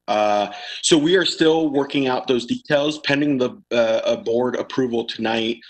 We have a meeting scheduled tomorrow to discuss kind of the game plan for how we will partake in community engagement. I can tell you that our engagement team has been working around the clock to really figure out how does engagement look like in this new reality. They've been working and meeting with participating actually in webinars with folks like Dr. Karen Mapps, who is the kind of premier expert on family and community engagement. And so I know that they have been bringing in a lot of that learning. And so again, we plan to talk about it tomorrow and really design the game plan to make sure that we get our families connected to this conversation, and especially our communities who are frontline and our communities of color. So we'll know more in the next few days. Director Lowry, do you have anything you want to say about the Community Budget Review Committee meeting this past week and the discussion that you all had about a revised budget calendar? Unfortunately, I had to miss some of that conversation because I had to be in an executive session with the rest of you, board members. But I know that the CBRC continues to discuss how they can feel like their perspective is heard. And I know that we are, in process for them to have that short turnaround time to really review the budget. And I know that Cynthia Lee, who works with them, and Deputy Superintendent Hurst did a really great job of grounding the team in sort of the bigger goals and the values of the district as sort of the baseline for how those decisions will be made. It will be a very different year and a different CBRC process, but grounding in those values as they take a lens to look at the budget will happen. And there continues to be, conversation about the role of CBRC. And as a reminder, we as the board at any time can task CBRC with looking at specific provisions of the budget for us through that lens of our district values. So they're that resource and tool to be used, not just in the annual budgeting process, but throughout the year as we see fit. Thank you. Do we have any further board discussion or questions? Yeah, I guess this is just a follow up with, go ahead. Well, I had a question about kind of what we can expect in terms of a realistic discussion of the budget going forward. So if the revenue projection doesn't come out until May 20th, and 6 days later, we're going to be hearing about the PPS budget. I can't imagine that no matter what they say on the 20th, there's going to be enough time to actually make any substantive changes to the budget. So am I correct in assuming that we're going to be seeing the budget that you prepared working on life as it existed 2 months ago?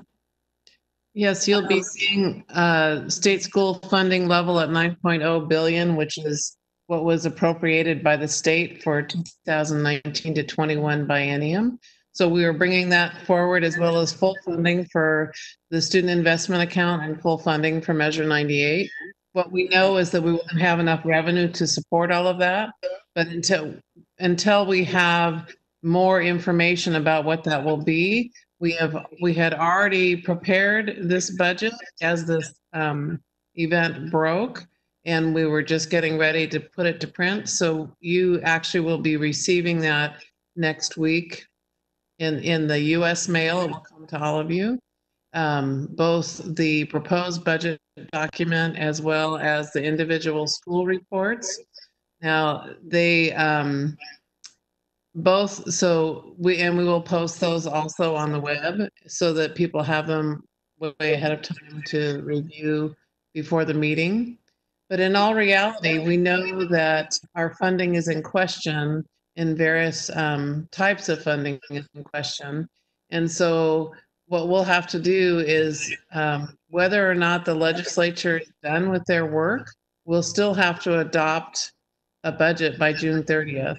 We need to make sure we have our appropriations made and our tax levies approved in order for us to begin business July 1.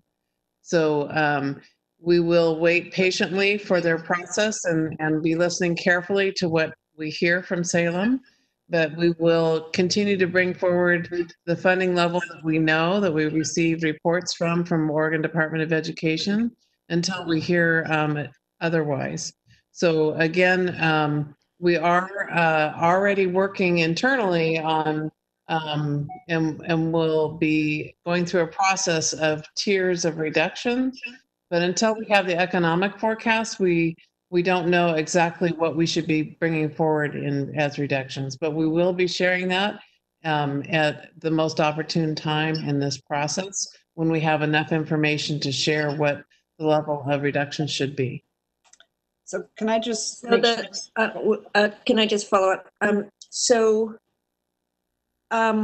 And this sort of links in with what Jonathan was just talking about with community engagement.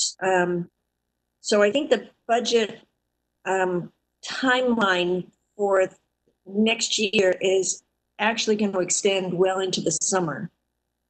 So what will happen is we'll have official actions, but we'll have an amended budget.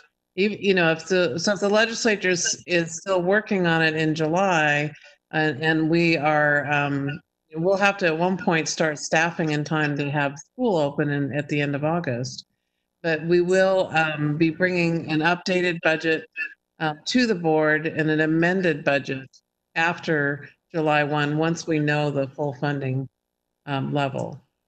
So are we, since you're going to have to be kind of making changes on the fly, are we contemplating having any kind of community engagement process as you make these adjustments, or is the timing just going to be sort of impossible to?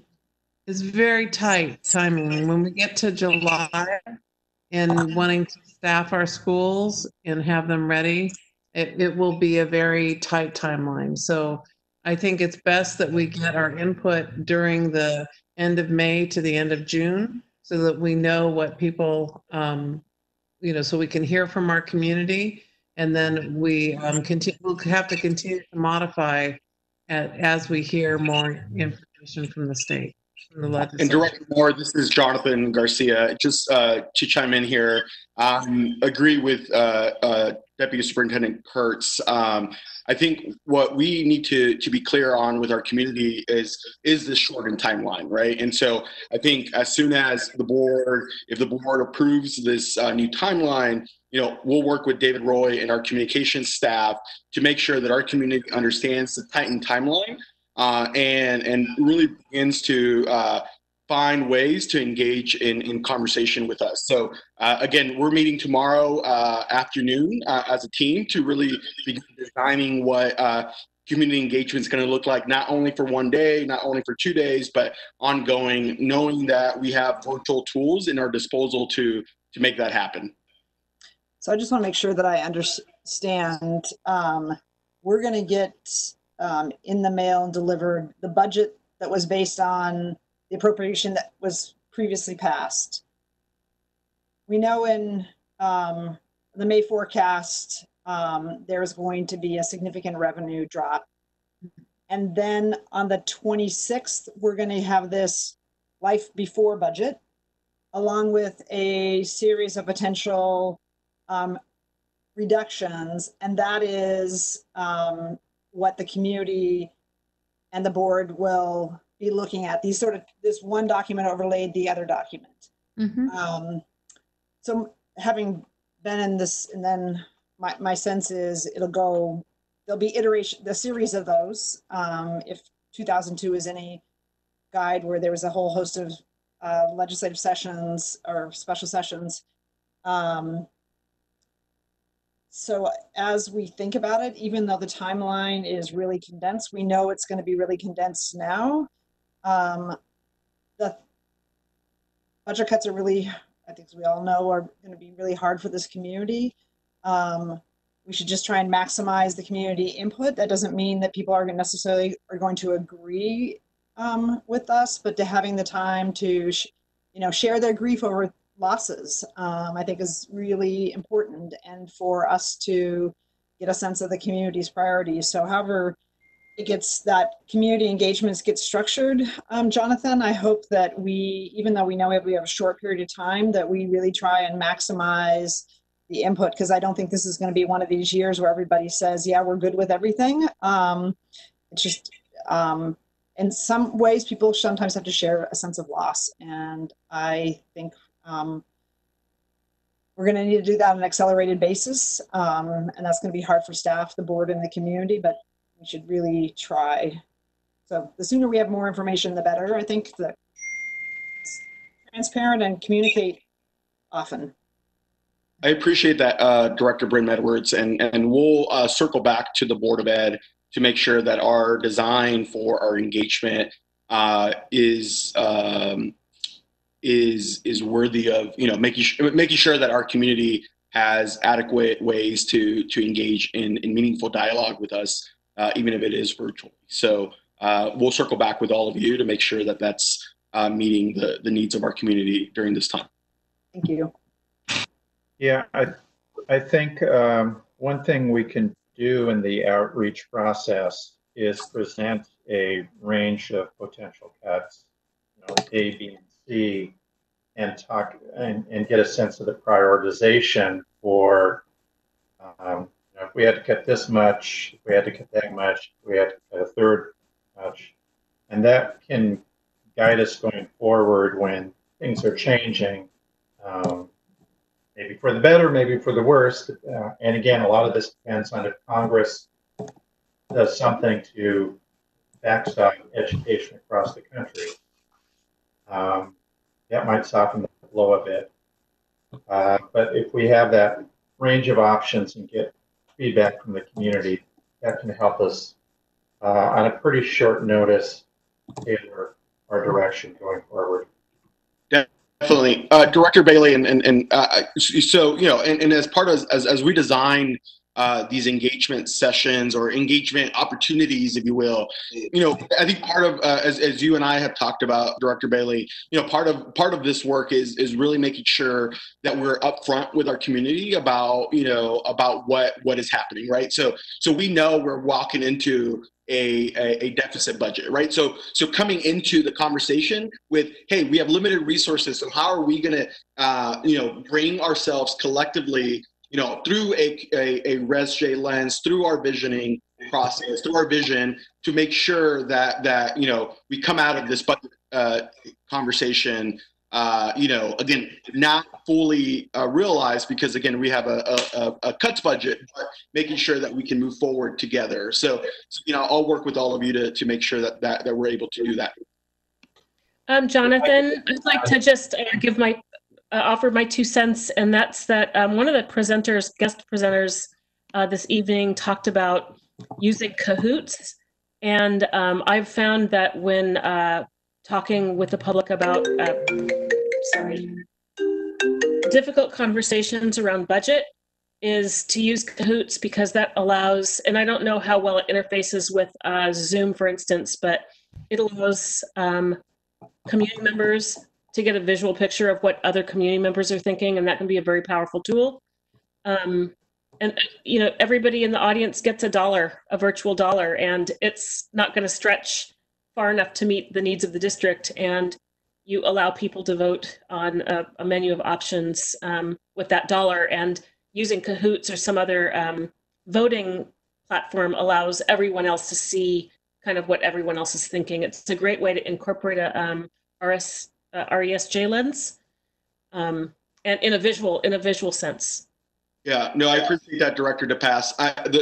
As we're designing this engagement strategy, I mean, I think part of the number one question that is going to be in front of us is how do we lean in on our RESJ, our commitment to RESJ, right, to racial equity and social justice in this virtual reality, in this virtual new norm. And so, that's what I think I'm interested in is making sure that the folks that, are farthest from being able to connect with us are able to. So, we're going to think about creative ways, that may not involve online, engagement, So again, I think part of what you're hearing from me and from our deputy superintendent is that we're still waiting for direction from the state in order to really define or design what we have to do in the next few weeks. So again, we'll circle back with all of you to make sure that it meets our community's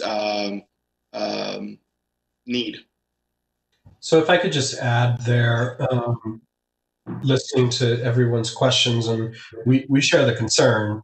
What's different this budget development cycle from most years is there's not going to be a lot of resources to contend with or to have discretionary conversations about beyond sort of trying to preserve some core functions and a few prioritized strategies. What's different this year is last year we didn't have a community-driven vision defined. We didn't have an outlined set of prioritized shifts in there that we said we were committed to. And so our starting point is that document, and what strategies can we afford to make those shifts a reality. And so our conversation, which continues in the coming work week, which also includes school leaders, is exactly what Director Bailey just mentioned. How do we tier the resources we do have available as we make some of these difficult decisions? But we're not going into this exercise without an idea of some of the areas for investment. And we can't wait till the late summer to make decisions about some of these areas, particularly the ones that involve some critical staffing, because folks aren't sitting around waiting to see if we'll call them or we'll need them. So it's going to be a rapidly evolving process that's truncated further, where I think you're hearing we want to afford opportunities for community members to weigh in and understand and learn and be educated about what we're proposing. Should be the areas that we invest in that won't let us as an organization lose ground as we head into a really difficult, I want to underline that, really difficult coming school year from a financial perspective. And we're going to talk a little bit more about that in a moment, I believe. Superintendent and Director Garcia, I want to say, I'm not as pessimistic as you are. I'm confident that Congress will show the American people that they value public education and local and state government services just as much as they value large corporations and large banks. From your mouth to the Congress's ears. That is a great segue to some of our business later in the evening, Director Bailey. And with that, I think we will move the conversation on. Are there any other questions or comments regarding the budget calendar? All right, the board will now vote on resolution 6108. All in favor, please indicate by saying yes. Yes. Yes. All opposed, please indicate by saying no. Any abstentions? All right, resolution 6108 is approved by a vote of 7-0 with Student Representative Lattrell voting yes. Thank you. How does the cat vote? She's not with me right now. She's probably somewhere else in my house getting cuddles. But Ailey's cat, I'm sure, votes yes. All right, continuing on with our conversation around budget issues. We've had a fair bit of communication with our employee groups and with our parents and community this week about a proposal for some budget savings. So Superintendent Guerrero, would you like to introduce this item? Well, before we talk about some of the, we're going to talk about that in an embedded way here. We're pulling up, here we go, a presentation, which I think dovetails nicely with the conversation we were just having. So, and we're going to update the board about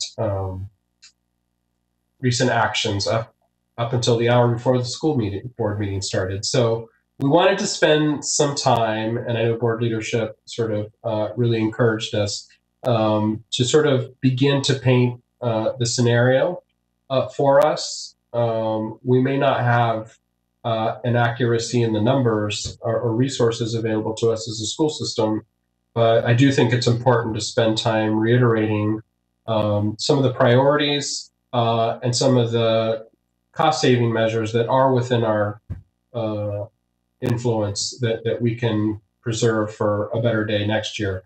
So we wanted to spend tonight spending some time on describing some of these budget strategies. You'll notice they're preserving district priorities because that's how we see this predicament that we're in. So next slide. I'll remind us, not to depress us, but just to remind us that just a short time ago, 2 months ago, we were singing a very different song. It was a very different scenario that we were in. We felt pretty healthy about our general funds, continuing to grow reserve. The voters were good to us once again with a resounding approval of an option tax, which covers hundreds of adults providing direct service to our students. We were hearing about full funding for Measure 98 continuing, which provides important high school supports. Our district quickly geared up and in a matter of months and community engagement process and well-balanced thinking, I think, submitted early its student investment account application for the full $39 million that were being made available to us. We felt good about the package there. We were talking about what should appear in the fall, potentially as a bond to the voters. And let's have a conversation about how we continue to prioritize safety, security, and have conversations with our communities about modernizations. And you just learned about another surprise, a bit of additional revenue. I won't say it was a surprise because it was calculated. And that's the latest bond sale, which is going to provide some much needed additional revenue into our ongoing capital projects. So that was a little bit of the scenario just a couple of months ago. We were in a really great place. The leadership team was full throttle on its work with the multi-year strategic plan in this context. That's where we were. And then, and just to remind us a little bit about the work that was contemplated with some of these additional resources, because I think it's important to understand some of those elements, because we have to make decisions about what of those elements we're going to prioritize if we don't have full funding in some of these revenue sources. So, for instance, next slide, Measure 98, just to go a little further on this high school student success plan, which has been presented. That provides about $11 million in a few key areas. It's permitted our high school secondary educators to invest in culturally sustaining pedagogy and curriculum, interdisciplinary work, project-based work. There was some great conversations that continue to be ongoing about our own system alignment and responsiveness to local industry, post-secondary planning with our students, partnering with our communities of color, really articulating that range and continuum of options for our students. Contemplated in this work is continuing to focus on fostering those healthy and equitable school climate and culture initiatives, those social, emotional core programs, those culturally specific mental health supports, those positive behavior intervention elements. And then a big focus of Measure 98, as you know, is to really enhance and push forward enhanced career technical education, the quality and the integration of that with core academics. You saw our matrix about how we were continuing to develop pathways, how we're integrating those CTE and work-based learning programs, especially now into some of our core academic classes at high schools. And we were also thinking about how to develop those processes for recruiting, certifying, and retaining the CTE teachers themselves in many of these programs, all of which with the goal of really preparing our students for post-secondary success. So thinking forward, but also supporting our students now. So what kind of college and career level coursework access that we were increasing, the enrollment that we were growing through awareness in our campaign, making sure that all of our students have access to that type of engaging coursework. We were aligning our credit recovery options across the system, understanding that our students have very different needs and very different goals and aspirations. So that's just the range of Measure 98 activity. Next slide.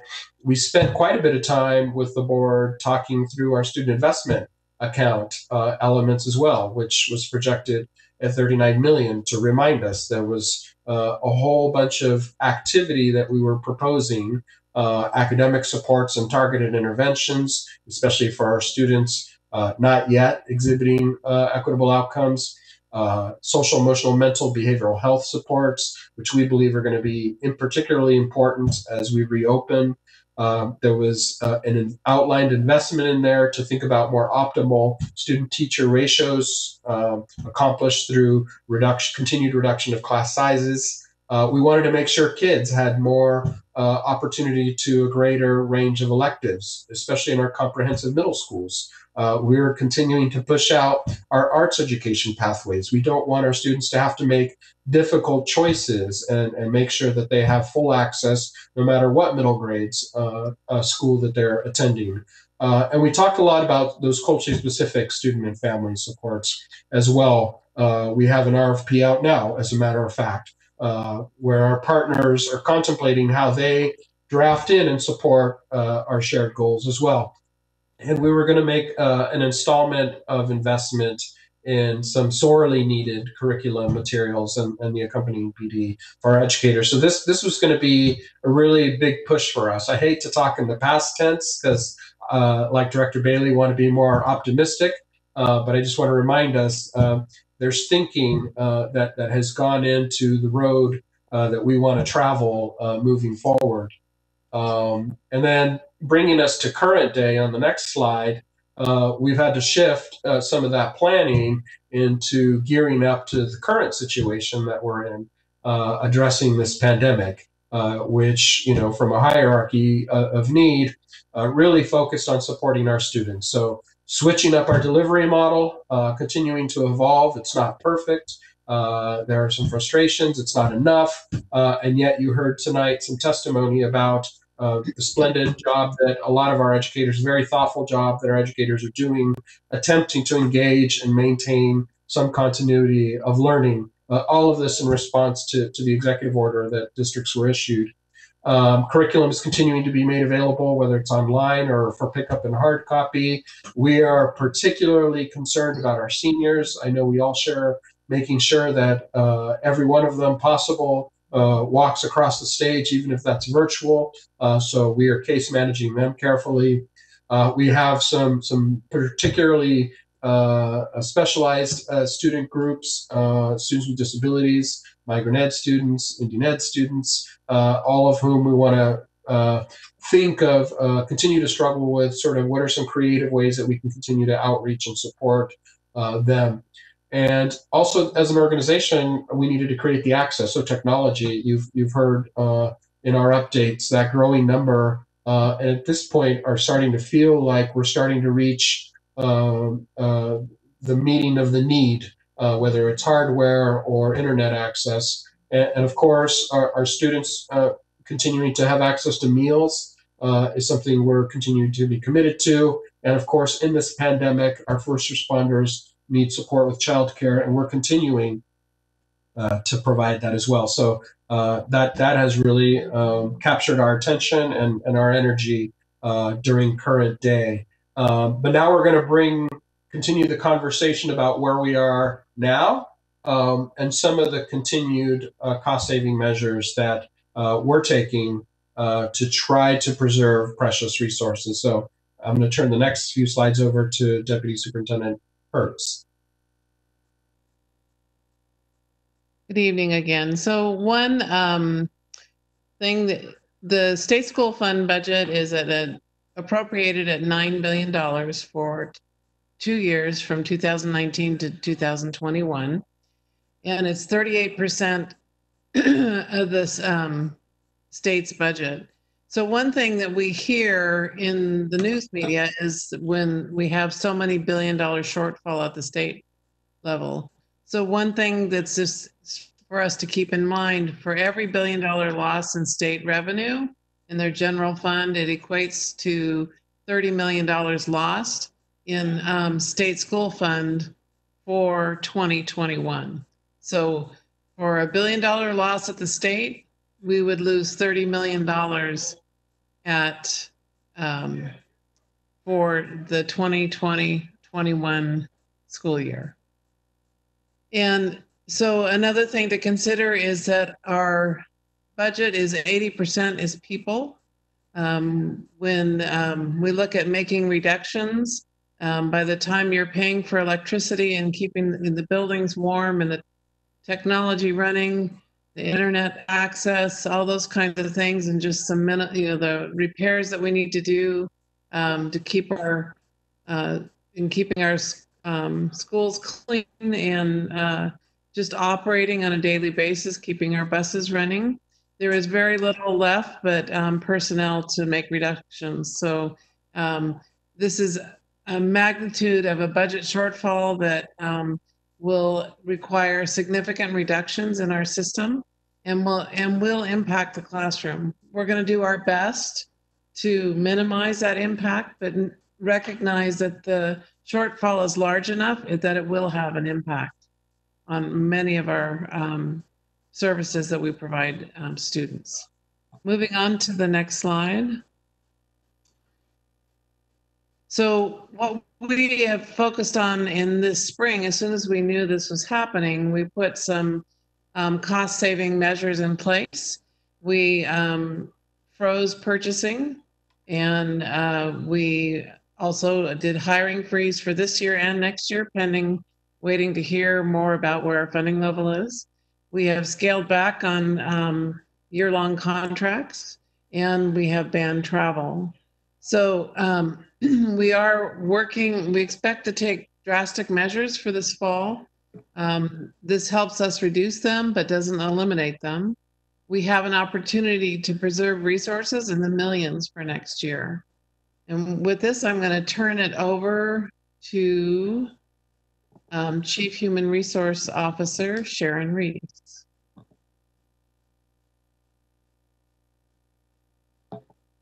Next slide, please.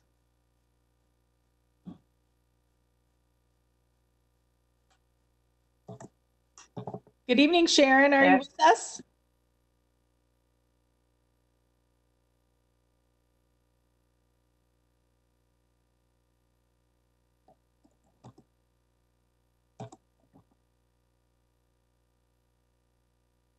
We can't hear you. I don't know if you can hear us.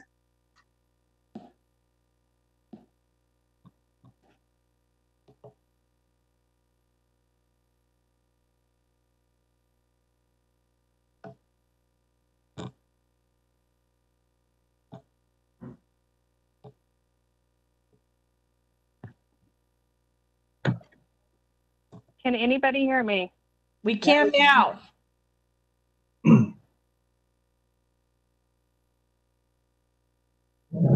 Are you there now? Hello? Yes. Can you hear me? We can now. Yes. Okay, excellent. I think I was muted remotely there. So good evening, Sharon Reese, Chief of HR. So tonight we are asking the board to vote to approve our next cost-cutting measure, which is a partial furlough to begin this week through the end of July in order to preserve resources to use next school year. And we believe that a day of in-person and on-campus instruction next year is more valuable and of the most value to our most underserved students, particularly viewed with a ResJ lens, than a day of distance learning is in this school year.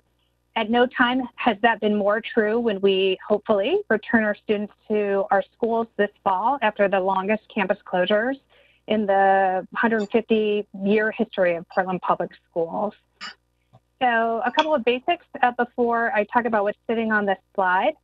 First, as Deputy Superintendent Hertz mentioned, over 80% of our budget goes to salary and benefits. So in the face of a cratering budget, we need to look at every cost savings lever that we have because that's how that budget is how we're going to fund our mission and our vision.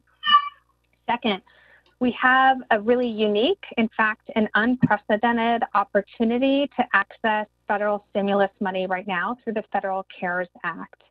Unlike in normal conditions, we have this opportunity through the Oregon Workshare program to access Federal CARES Act money, where we can simultaneously reduce employee hours to save the district money and bring that federal stimulus money into our local community through our employees. And third, all 5 of our unions have reviewed this opportunity with us and agreed that it was the right thing to do for our students in our district. And they are willing to engage in this unique experiment with us because we truly are stronger together. So we heard just before this board meeting that our teachers union, Portland Association of Teachers, voted yes to move forward with this plan. So you see on the slide that what we're proposing is that the district close every Friday through the end of July. For students, what that would mean is that home-based distance learning would continue Monday through Thursday and be closed on Fridays, and that we add 3 inclement weather days, which are currently scheduled June 8th, 9th, and 10th for student instruction. For families and staff, that would mean that district offices are open Monday through Thursday through the end of the school year and most of the summer and close on Fridays. You might be familiar that oftentimes our court system does a very similar model in budget-strained years. For our district budget and for our state, those federal funds that are available through the CARES Act come back to Oregon taxpayers and the state economy right now. The CARES Act money that we're are attempting to access here is available through July 31st, so it's a very short window of opportunity. And of course, this preserves about 20% of district salary costs now for use in 2021. So while we're talking about, can we go to the next slide?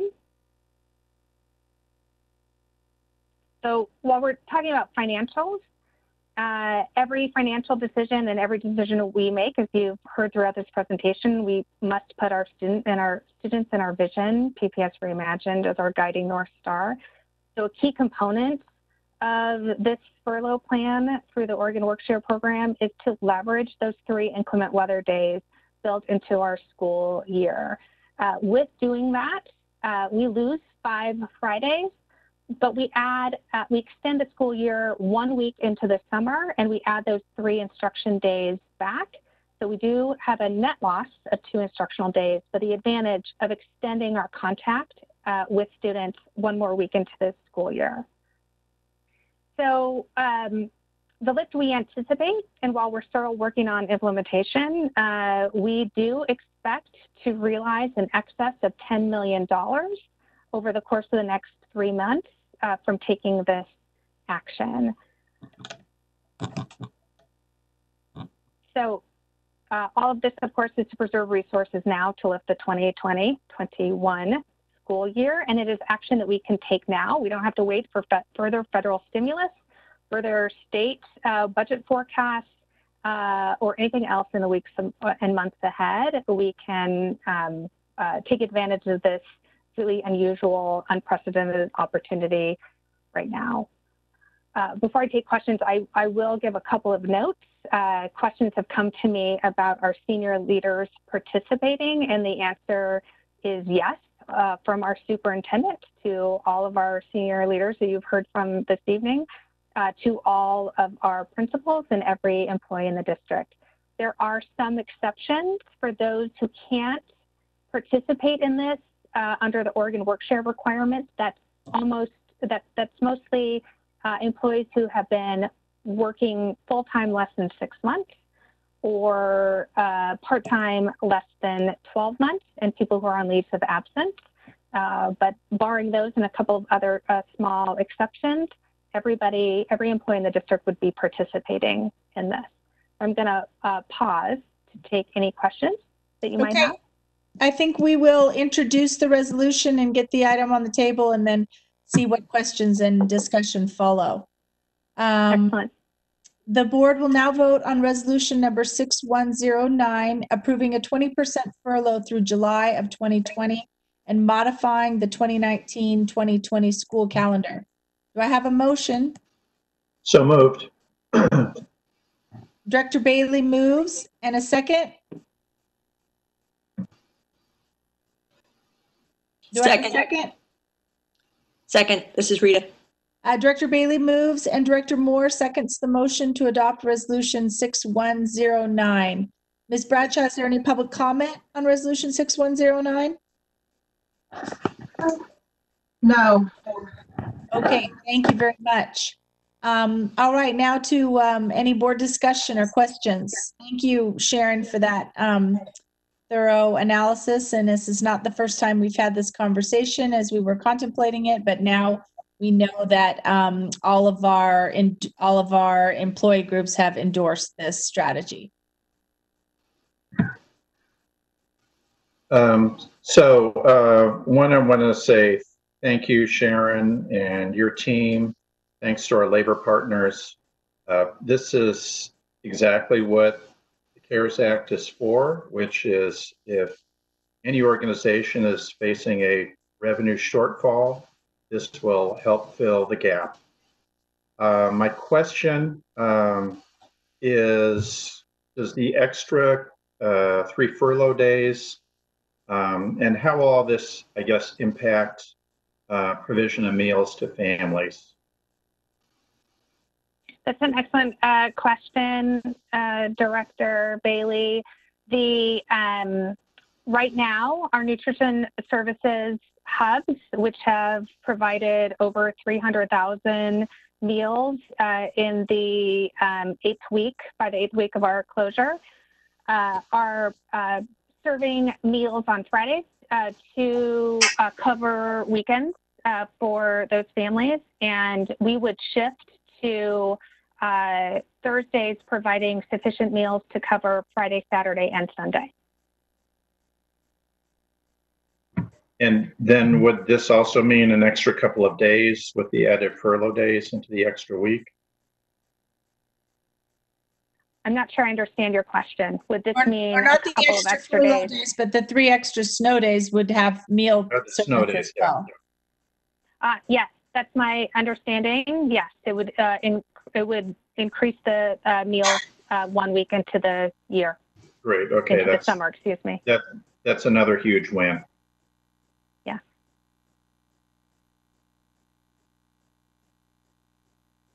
Any further questions or comments from the board? So I think it's, the numbers are very preliminary, I understand, and we don't really at this point have a solid idea of what kind of budget shortfall we're going to be looking at. But I think it might be important to, in order for folks to understand why $10 million is a significant amount of money to save. Would somebody be willing to give a kind of ballpark best estimate right now of the kind of shortfall that we're likely looking at?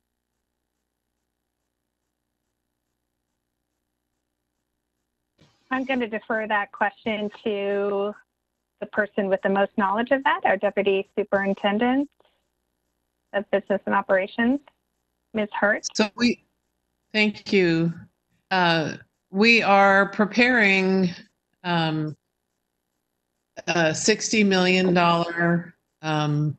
tiers of reductions for Portland Public Schools.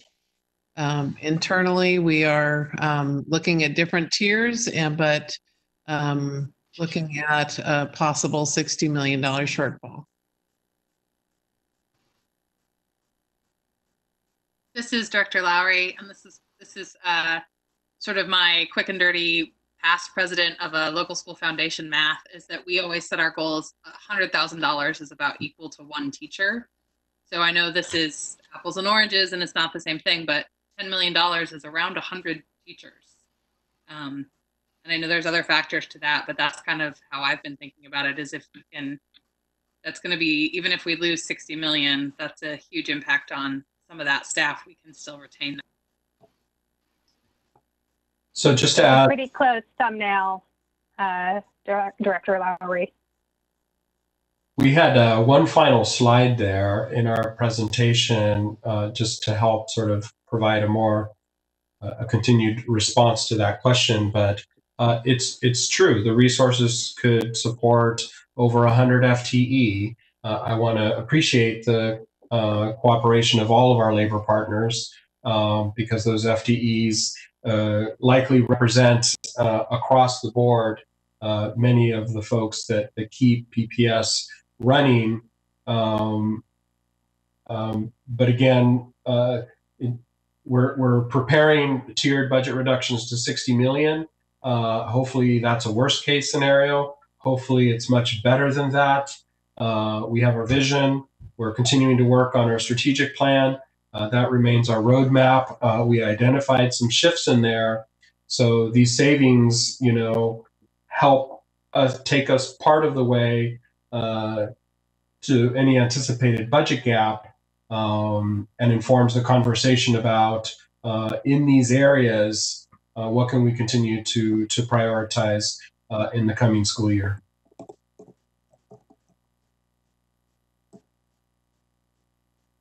So I have a question and then just a comment I want to make. So my question, just a point of clarification, and I know that these conversations have happened with our staff, but I think we've all heard the stories about just the challenges that the Oregon Employment Department has had in processing the claims that have come in sort of unprecedented numbers. And just to clarify, all of our employees and any other employee groups that participate in WorkShare, the district or the local jurisdiction or the employing entity, they make a batch claim. And so there isn't the onus on individual employees to file for the claim, correct? Yeah, there is an initial, this looks much different from the employee point of view than and when I say this, I mean the work share program looks different from the employee point of view than a typical unemployment benefits application. So the employee needs to complete an initial claim form as well as a direct deposit form that happens at the very beginning of the process. And then the weekly submissions, which are typically the responsibility of a laid off worker, where you have to demonstrate and certify that you are ready, willing, and able to work and that you are looking for work. That part of the process goes away because it is the employer in a work share program who submits a weekly certification of the reduction in hours and the reduction in compensation. There are some, hurdles to get through. The Oregon Employment Department has been a very strong partner with us as they have tried to and are in the process right now of identifying a streamlined way to address our application. And then just the other question I had, just a point of clarification, because there's been some commentary in the community about the $600 a week that was part of the CARES Act for employees, and just looking for the confirmation that that Congress was very clear that they intended for there to be this additional weekly compensation on top of the unemployment payments that workers would receive, correct? Yes, that is correct. There was discussion before this was passed about whether or not it needed a cap, whether or not there needed to be a cap of what based on employee typical income, and the decision, they did not put a cap in there. So the intention of this money through the CARES Act is to infuse communities where COVID-19 is having a financial, is having a significant financial impact on workers. So this is the very intention, this use is the very intention of the CARES Act money. And I hope that other employers consider this as an alternative to laying off workers, because that is the intention of the money. And Sharon, if I could just, this is Andrew, if I could just jump in on exactly that point, just to confirm that. I think that's really important. And I think we've all been getting some emails around this sort of questioning. And the reality is this is exactly what the funding was intended to be used for. Congress had the ability, as you mentioned, I'm just going to repeat basically what you said. They had the ability to put caps in, they had the ability to restrict it. They chose not to do that. And I think they did that very intentionally. And I think one of the things that's being lost a little bit in the conversation is millions of Americans are already taking advantage of this $600 a week unemployment, either because they've been laid off or because they've been had schedules reduced. And so I think this is, the idea that this is somehow taking advantage of a loophole is really false. I mean, it's actually taking advantage of the program the way it was designed to be taken advantage of. We are suffering a potential $60 million loss. We are reducing pay by 20%, which is really material for our staff and our teachers. The federal government has stepped in to say that in those situations, we're willing to provide this new benefit, this very generous benefit as a result. And so I just want to thank you and your staff for sort of doing this research. It is transforming how other local governments are looking at this issue. I can let you know for sure that that's happening. PPS was a leader in terms of looking at this, and other governments now are also looking at this. And again, it's not just government; it's private sector, it's nonprofits. This applies to everybody. And I think that I would actually love it if we get a little bit of media attention on what's happening in the private sector as well. Because if you listen to podcasts, like Freakonomics or Planet Money or The Weeds, I mean, they're talking about this exact situation where employees are having their schedules reduced. And in fact, they're making more money as a result of this generous federal benefit, which was debated by Congress and passed somewhat remarkably, but it is the situation we're in. So anyway, thank you for this work. It's really exceptional. Well said, Director Scott. I can attest to having heard from several school board members from other districts today about exactly this plan. And how did you do it? And how can you who can guide our staff through the same process? So it is good work, and it is taking advantage of exactly what the process was supposed to be doing for employees right now. So thank you again also for the depth of the conversations with each of our employee groups. I know that wasn't easy. It wasn't simple. But in the end, we have to approach anything like this in partnership with our labor groups. So thank you for all of that work. Any further questions or discussion from the board before we vote on the issue at hand? Just one final thing to consider is just the positive economic impact to the community of this money coming in that then gets spent in the community to support local businesses going forward. So there's a multiplier effect here as well. Absolutely. So I just wanted to make a final comment, unless other people have questions. I also wanted to thank the staff for bringing it forward. I think it's really demonstrates sort of proactive, nimble problem solving that's keeping students and their needs at the center of their work. And also want to thank the governor for publicly stating that she intended to waive Oregon's waiting week, which is really important because it's just additional potential savings that we can use for next year.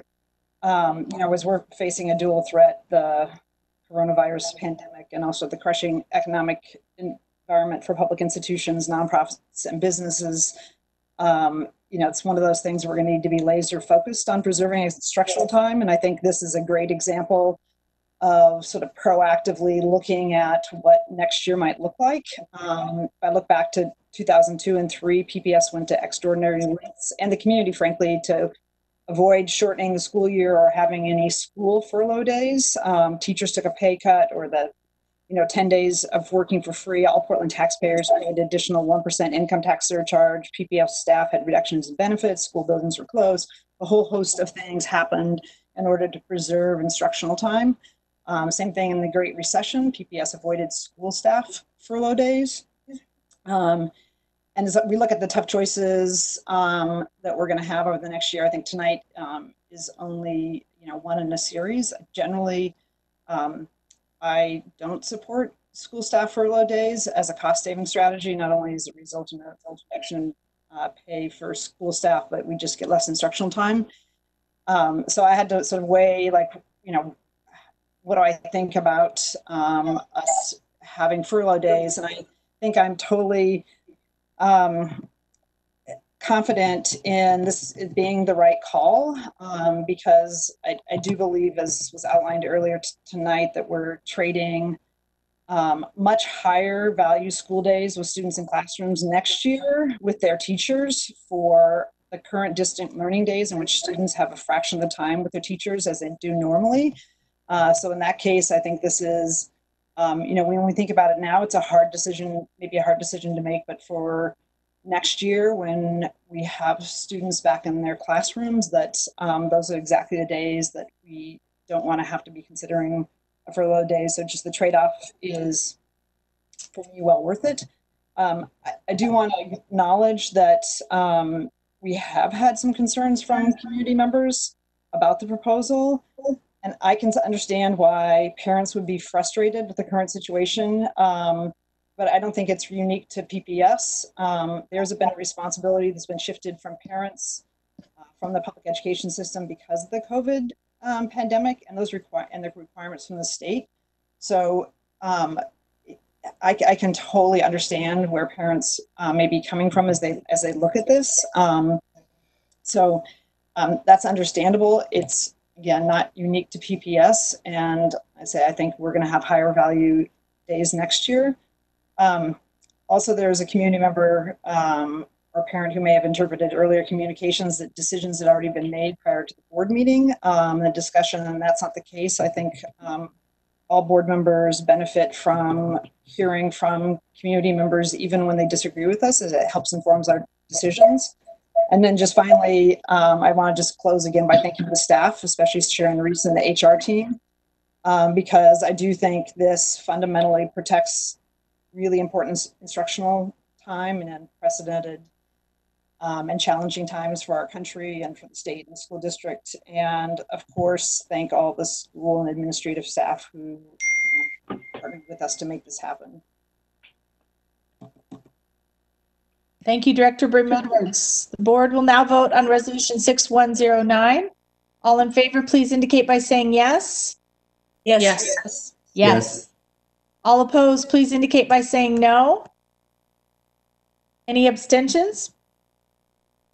Resolution 6109 is approved by a vote of 7-0 with Student Representative Lattiero voting Yes.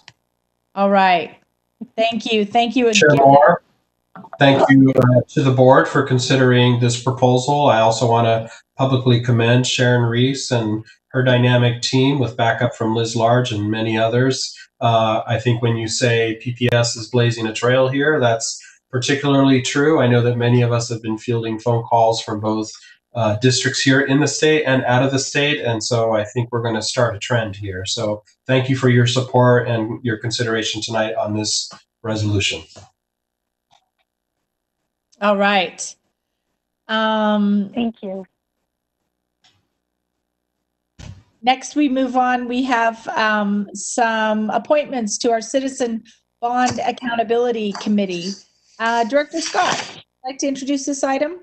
Great. Yes, I would love to. Thank you. So tonight we get to appoint 3 new members to the Bond Accountability Committee. So I'll give a really brief overview of where we are. So currently, the Bond Accountability Committee allows for 10 members. We only have 6 right now, and 3 of those on the committee, their terms are expiring at the end of 2020. So this is really important to get some new folks onto this committee. And we actually have a little bit of a staggered process. We're going to appoint 3 people today, and then in a few months from now, we'll be appointing some additional people to the committee as well, allowing these folks to get on board in a new batch. But I just, tonight we have Beth Woodward and Norm Dowdy and Greg DiLoretto who are appointing. So just really briefly, it's an incredibly accomplished group of folks that are willing to serve on our Bond Accountability Committee. Beth Woodward is a retired senior management auditor from the city of Portland. I had to laugh because I was pretty sure that I experienced at least one, if not multiple, audits by Beth when I was at the city of Portland. And I was able to find one, I think from 2010, which was actually positive, and found that we had responded to an earlier audit effectively. So that's not the reason Beth's getting on the Bond Accountability Committee, but it was nice to go back and see that. Anyway, she worked for the city auditor. She's a certified construction auditor. She previously worked for CH2M Hill and some other jobs as well. And she holds a Master of Public Administration and an Associate in Applied Civil Engineering Technology degree. So she has spent a good chunk of her career doing the kind of work that we ask these members to do. Norm Dowdy is a retired construction industry executive. He was the principal and vice president at R&H Construction. He was involved in a number of local projects.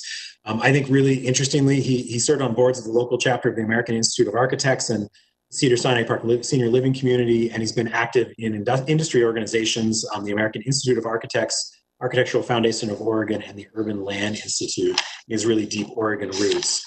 And then finally, Greg DiLoretto is a past president and chair of the Committee on America's Infrastructure, the American Society of Civil Engineers, and he's a retired CEO of the Tualatin Valley Water District. So he has a public service career and also an incredible depth of knowledge in this field. So I think we're really fortunate to have these folks willing to give a significant amount of time to this committee. It's extremely important overseeing the 2012 and 2017 bonds, and then potentially a future bond as well, which we'll talk about in a few minutes. But really, really just grateful for them for their time. So I would encourage the board to support these. The other thing I would say is that we always can use additional nominations. Again, we have a few people that we're still talking to who might be interested. We'll bring forward later. One of the things that we as a board have talked about is trying to diversify our boards and committees and the appointees we have, and I think that continues to be an issue and a challenge. I think that's a challenge that we as the 7 board members need to take on.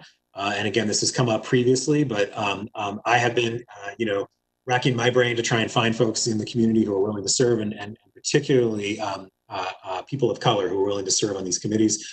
Any of you who have leads, please feel free to forward them to me or Dan Young. We're happy to contact people, walk them through the process, talk about the commitment, what it means. But we really do want to make sure these committees are as representative as they can be. Director Scott, if I may, this is Jonathan Garcia, Chief Engagement Officer. Dan and I have been in communication this week about that exact issue and topic. And so we look forward to bringing forward a lot more diverse candidate pool to the board.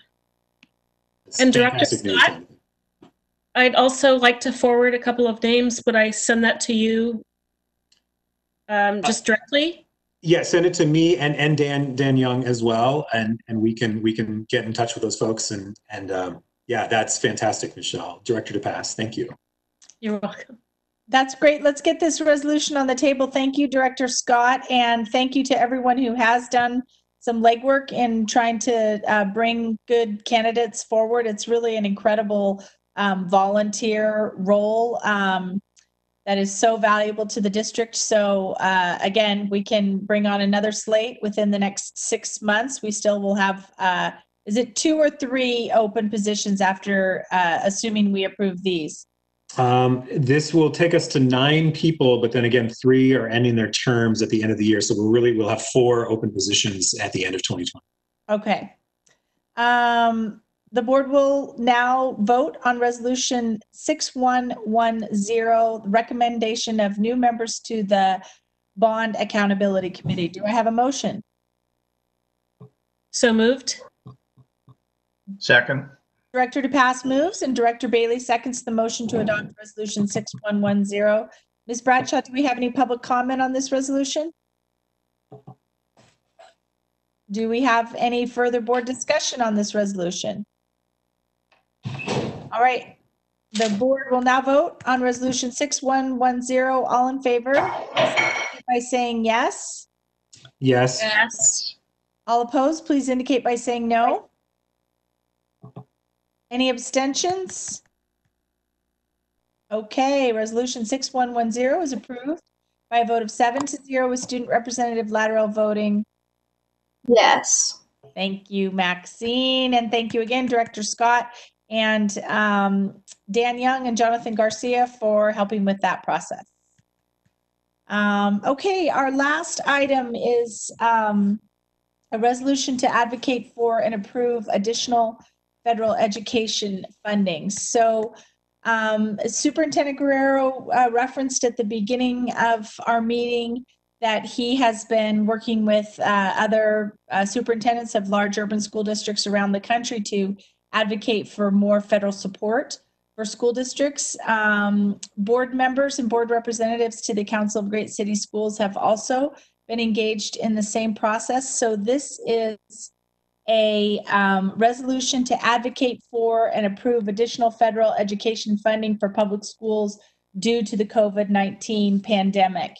And there is a 4th round of congressional pandemic relief in the works right now. And to date, the direct relief for public schools has been fairly minimal. The statistics I've seen is that it's been less than 0.5% of the entire first 3 coronavirus relief packages going to public school districts. And, you know, as we all know, with the picture that we saw earlier tonight about the very dire prospects for our state budget and similar circumstances for state budgets around the country, it's really needs to be part of the national conversation that public school districts need some relief in this moment, especially when we know that our students will be facing significant learning loss and our needs will not only not be the same, they will be greater than before this budget crunch. So I would like to ask if we have a motion to put this resolution 6111 on the table. So moved. Director Moore moves and Director, do I have a second? Second. I believe that was Director DePass. Seconds the motion to adopt Resolution 6111. Ms. Bradshaw, do we have any public comment? No. Is there any board discussion? Yeah, this is Director Brim-Edwards. I just want to actually make sure that we, and our resolution I think reflects it, but to thank the delegation so far, Senator Merkley and Wyden, and then specifically Congresswoman Bonamici and Congressman Blumenauer, who represent constituents in the Portland School District, because I do think they've been our advocates, and we did receive some funds in the first round, but as Chair Constam noted, not to the extent of previous years. So I think we should just note that we're thanking our federal delegation for the assistance so far, and really looking forward to their partnership in delivering for public schools in the next package. Thank you very much. Really important point, and they have been great partners. And I guess I just wanted to mention one other thing, which is that the importance of our passing a resolution like this, even especially considering that our delegation is already on board and acting as our advocates, is that it enables us to speak with a united voice with other school districts around the country. And that's very powerful, representing school children in urban districts around the U.S. So other boards across the country are passing similar resolutions. Any further questions or discussion? I would also, this is Director Lowry, just like to say thank you to Superintendent Guerrero and our other leadership for working with the Council of Great City Schools on advocacy and making sure that we are leading not just for Portland students, but for students all over the country. So I know it's not only our congressional delegation that's on board, but our staff has already done a lot of work and planning with others around the country to help serve students. Yeah. Can I sorry, go ahead. I was going to say the council is on the offense and the defense. There are also attempts to infringe on resources intended for public school systems. So that is also an ongoing conversation, just for the board's awareness. Director Moore? Yeah, I wanted to just, this is in the resolution, but I wanted to say it out loud, just to provide some context for the level of federal support for public education in the midst of an economic crisis. The existing, the CARES Act that was passed includes only $13 billion to support public education funding during the crisis. And by way of comparison, in response to the 2008-2009 Great Recession, the legislation that was passed at that point, between 2009 and 2010, the federal government gave $110 billion to public education. And if you look at the unemployment figures, we have had a steeper decline in the economy in the last month than happened at all in the Great Recession. And we're seeing nationally unemployment figures that are essentially equivalent to the worst period during the Great Depression. So I would hope that the federal government, that Congress would exercise its wisdom and understand that public education plays an enormous role in the lives of children and families and communities, and we need help. So I'm very happy that we as a board are endorsing this resolution. It just to take the conversation to full circle too. It also keeps people employed, because as we know, state budget cuts directly translate to layoffs, because 80% of our budget are our employees. So if we are to feel those cuts, That's going to be people without jobs. And in many communities across the I'm sorry, go ahead. Sorry, in many communities across the country, school districts are often the largest employer. And here in Portland, I don't think we're the largest, but we're certainly among the top 3 in terms of number of employees. All right, thank you. Thank you, everybody. Excuse me, go ahead. One other comment. I hope, certainly it's important to advocate for public education. I hope we are also, while we're doing that, supporting funds for state and local governments, because our children and their families need mental health services, juvenile services, housing services, and so on. Thank you, Director Bailey. Okay, the board will now vote on resolution 6111. All in favor, please indicate by saying yes. Yes. Yes. Yes. All opposed, please indicate by saying no. Any abstentions? Resolution 6111 is approved by a vote of 7-0 with Student Representative Lattarell voting. Yes. Okay, we still got you, Maxine. Barely. It's almost time for bed. I know. I think we all feel the same way. One last bit of business to do, committee and conference reports. Director Scott, can you give us a preview of the School Improvement Bond Committee meeting that will take place later this week? Yes, I absolutely can. And so we have a School Improvement Bond Committee later this week. I was just checking the time. It's at 4:30. So I look forward to seeing not only members of the community, but as many board members as are able to attend would be great.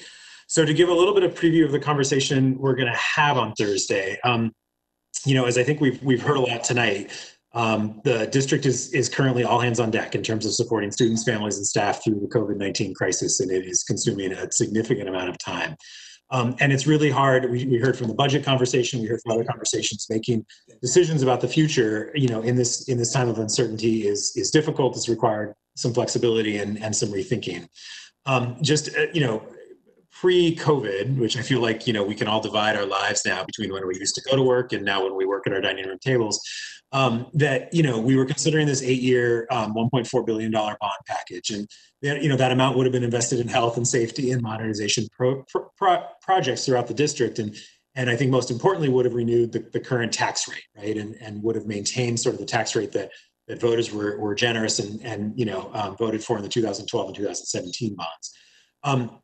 I think now with the COVID pandemic, it's really highlighted the critical nature of our school facilities and the need for us as a district to be resilient in the face of these types of emergencies. There's also a huge impact on the economy. There's a huge impact on the community. And even as we were talking about the CARES Act and the issue of people losing their jobs and the unemployment rate, we know that's happening as well. And I think what we've seen in our own experience is that while we're facing these budget cuts, access to technology has never been more important for the district as we focus on this distance learning and sort of adjust to this new life. So what we want to do in this Thursday meeting is come back and have a conversation about the best way to move forward and really sort of look at, is the current proposal the best way to move forward, or do we want to look at something different? One option we're going to be talking about on Thursday that's going to be on the table is again, continuing this sort of idea of renewing the current tax rate, but doing it for a shorter period of time and funding some projects that would really address some critical needs that have been underscored by this COVID crisis. So these are things like updating PPS's technology infrastructure to improve access for all students, improving access to devices for students and teachers, updating our curriculum throughout the district, especially as we expand distance learning platform. And then I think also equally important is making sure we complete the work on Benson, which has been started and ongoing, and there's a gap to fill there. And I think that this type of investment would continue our long range bond program. It would keep it running, would keep staff working on this and allow us to invest in some of these critical areas that we may need as we go forward over this next year, given some of the uncertainties. It would continue, again, sort of the same current tax rate, and we can have more conversation on Thursday about that. The idea is, again, voters were really generous. We have a tax rate at a certain level. If we do a shorter bond, we can do a shorter amount and go back out in 2 or 4 years. What we had been talking about was waiting 8 years and a larger dollar amount. But either way, that tax rate stays the same. And really talking about what this means if we were to do a shorter term resiliency bond, what that means for the longer term program, and when we do come back and focus on modernizing the schools and finishing the high schools as well. So it's the beginning of a conversation and something we're going to be talking about later. And I just want to, again, I would encourage any members of the public that are interested in listening, to tune in. I would encourage board members who are able to come have that conversation. I think it's a really important conversation about the future of the district. And also for the public, of course, all the materials for that meeting will be posted, which will contain more specifics about what's under consideration. Yeah. Any decision on referral of a proposal is not likely to happen until later summer. So we're going to have some conversations at the bond committee meeting, and then there's some community engagement that we're talking with the district about as well over the next few weeks, and to sort of get a sense from the residents and parents and students, what their highest priorities are. So with that sort of overview and intro, what I would just say in terms of wrapping up this committee report is if there are any specific questions or concerns that board members have, you're welcome to bring those forward on Thursday, but you're also welcome to bring them forward today if you can't make the Thursday meeting, or if there's something you want us to look into between now and then, 48 hours. Happy to do that as well. Really thinking about how we can be responsive during the COVID crisis to the district's highest priority. So this is a question maybe for staff. Is the Thursday meeting going to be the video available so that if that's where the discussion is going to happen, that people have access to, since they can't come to the meeting, to be able to have access to a video conference like this? Yes, this is Roseanne. Yes, it's going to be live streamed like this, and an opportunity for people to provide comment to in the same way. So there'll be a public comment slots. Yeah, I think we have 2 at the top of the meeting, and people can reach out to the board office, to Kara, to sign up, similar to what we do for our board meetings.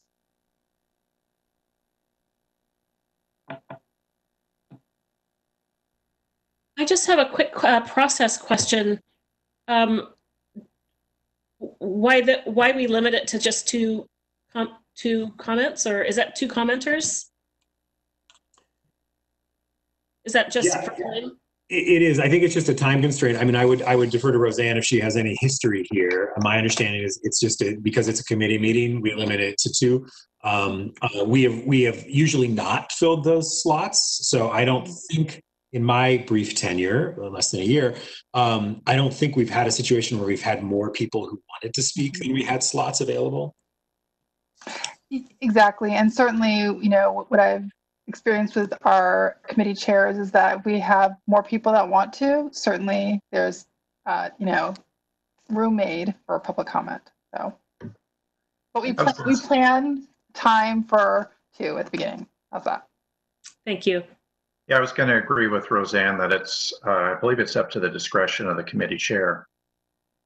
Yeah. Is kind of how it's not a hard and fast rule. All right, we look forward to that conversation on Thursday and really moving this important discussion forward.